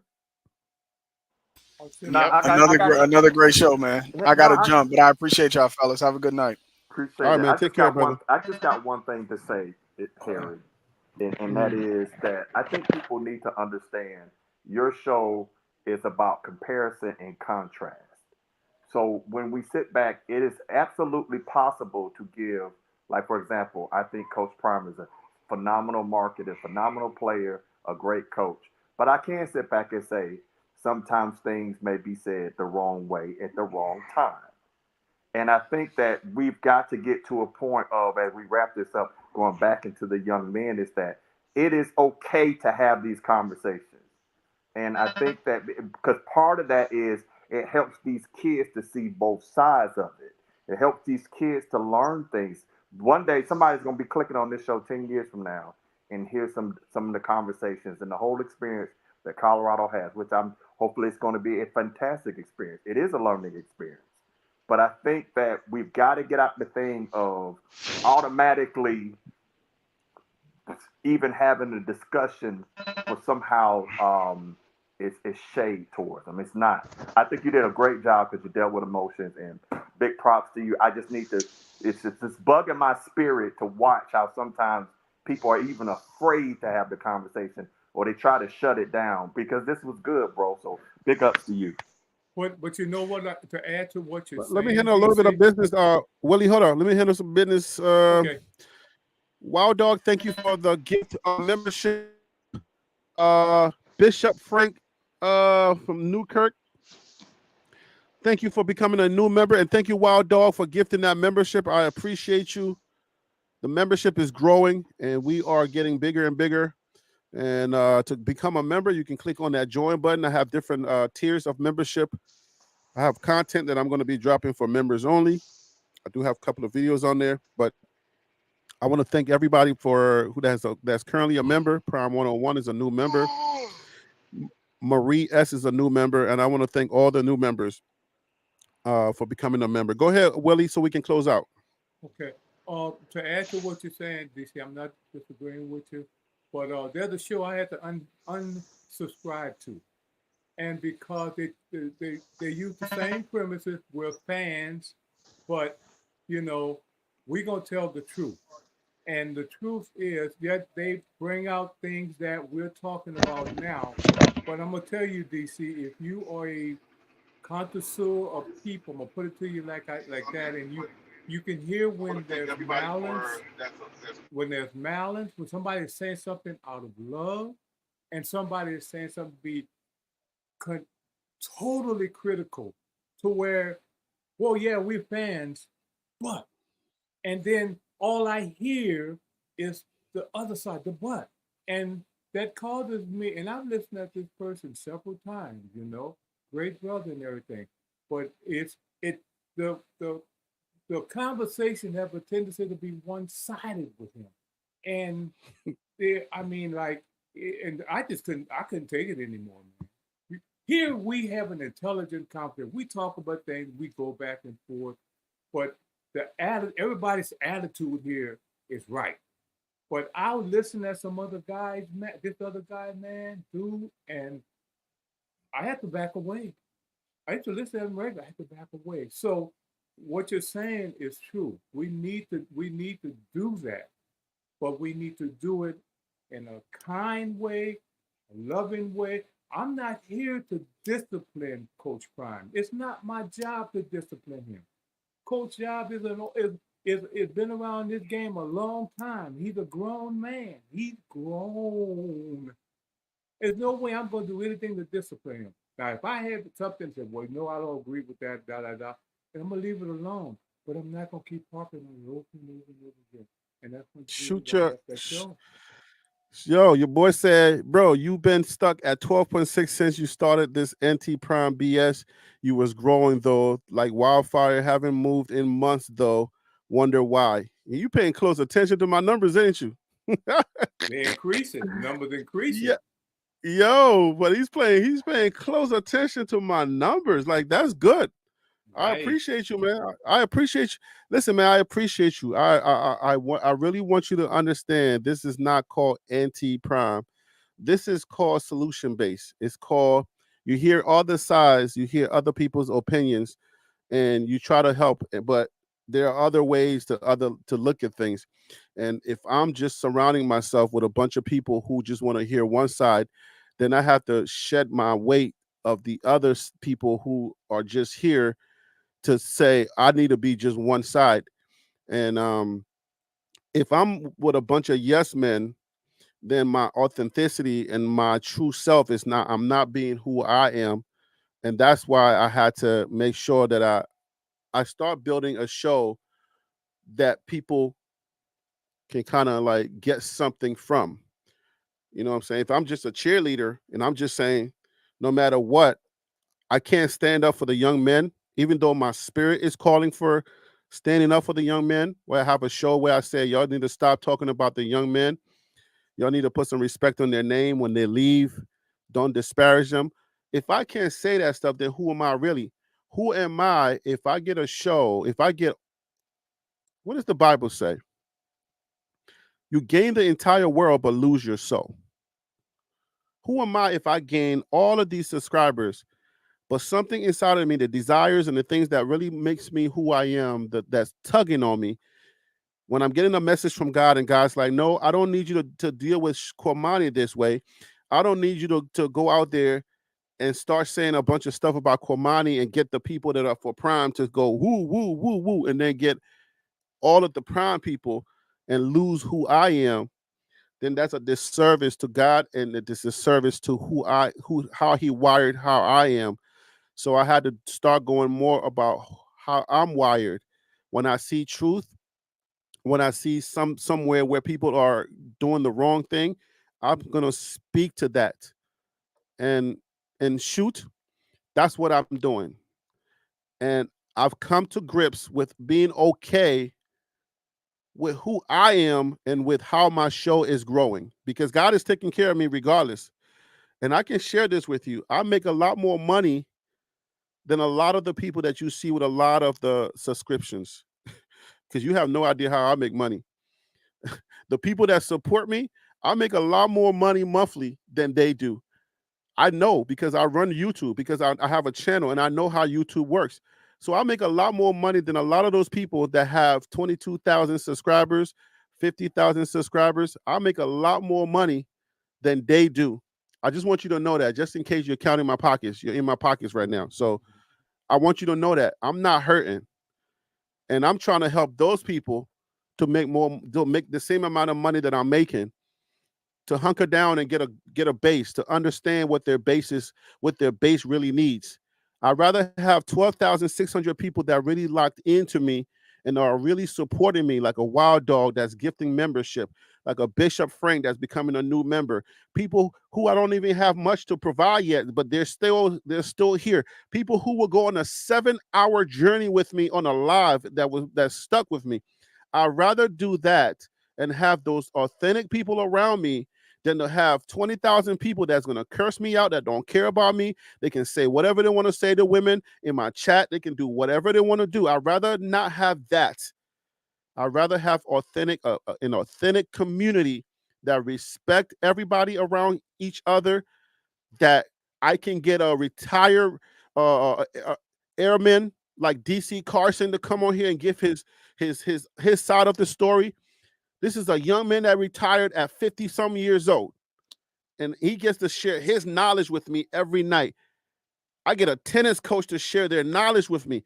I get a high school coach in McKinney to share his knowledge with me. I get Wild Dog, who astute in business, who's done so many things with his life, to share his wealth with me, to share some of the stuff that he's earned with me, to say, Harry B, I believe in you. A tennis coach to come on here and share his knowledge. Bro, you can't pay for that. There's 22,000, 30,000, 50,000 fan base cannot share. Like, you need to be locked in with your people. So if my people are locked in with me, I'm okay with that. And I want to send that message. Don't worry about the numbers. Think about who's around you, because 1,000 people around you, but nobody cares about you. If you look around your social media, a bunch of people there, you got so many followers, but nobody cares about your feelings, and they can't hold you down in anything, then you really got to start thinking about why you got all those people around you. Please understand that. Please understand that. So I eat good on YouTube. You wouldn't believe how much money I make on YouTube, but I eat good on YouTube because my people are locked in, because they actually watch my video. It's called retention. They watch, people who are here watch my videos because they believe in me and they like what I'm saying. So I eat a lot more than a lot of those 50,000 subscriber people that if you watched, if you knew what they were doing, you wouldn't say what you're saying. Anybody want to add to that? Because I just wanted to make sure that people understand it's not the numbers. Numbers doesn't always tell you the story, the full story. I just wanted to make sure that was important. Somebody needed to hear that tonight. Harry, community is important. Harry, right? there'll be more with us than with them. There'll be more with us than with them. I'm telling Hey, you. Harry, what have I been saying lately? Everybody gets to eat. Yeah. Whether they got more subscribers or fewer subscribers, those who, stay true to who they are and have opportunities to collaborate because people recognize real and they willing to work with real, everybody gets to eat. That's right. You understand? Yeah. Because you get support, support. Those content creators who are off on an island, off on their ego, and have all the subscribers, it's not where you start, it's where you finish. Who's collaborating with them? Nobody. You know what I'm saying? I ain't trying to shame no content creator. I just want to let you know that the numbers doesn't always tell the full story. You may look at subscribers and you may look at, oh, this person is growing exponentially, but we got to talk about understanding community. We got to talk about who's supporting you and who are you affecting. Who are you really affecting? That's important. And Harry, I'll say this is that I think the big picture, also the strategic outlook on that. I think some fans got to understand is that Prime ain't gonna always be here. And the fact is that there are things in our community that we need to talk about. So the thing is, folks can sit back and want to have these one-sided conversations where we always say, hey, it's the kids, it's not Prime, it's all that kind of stuff. And that's fine.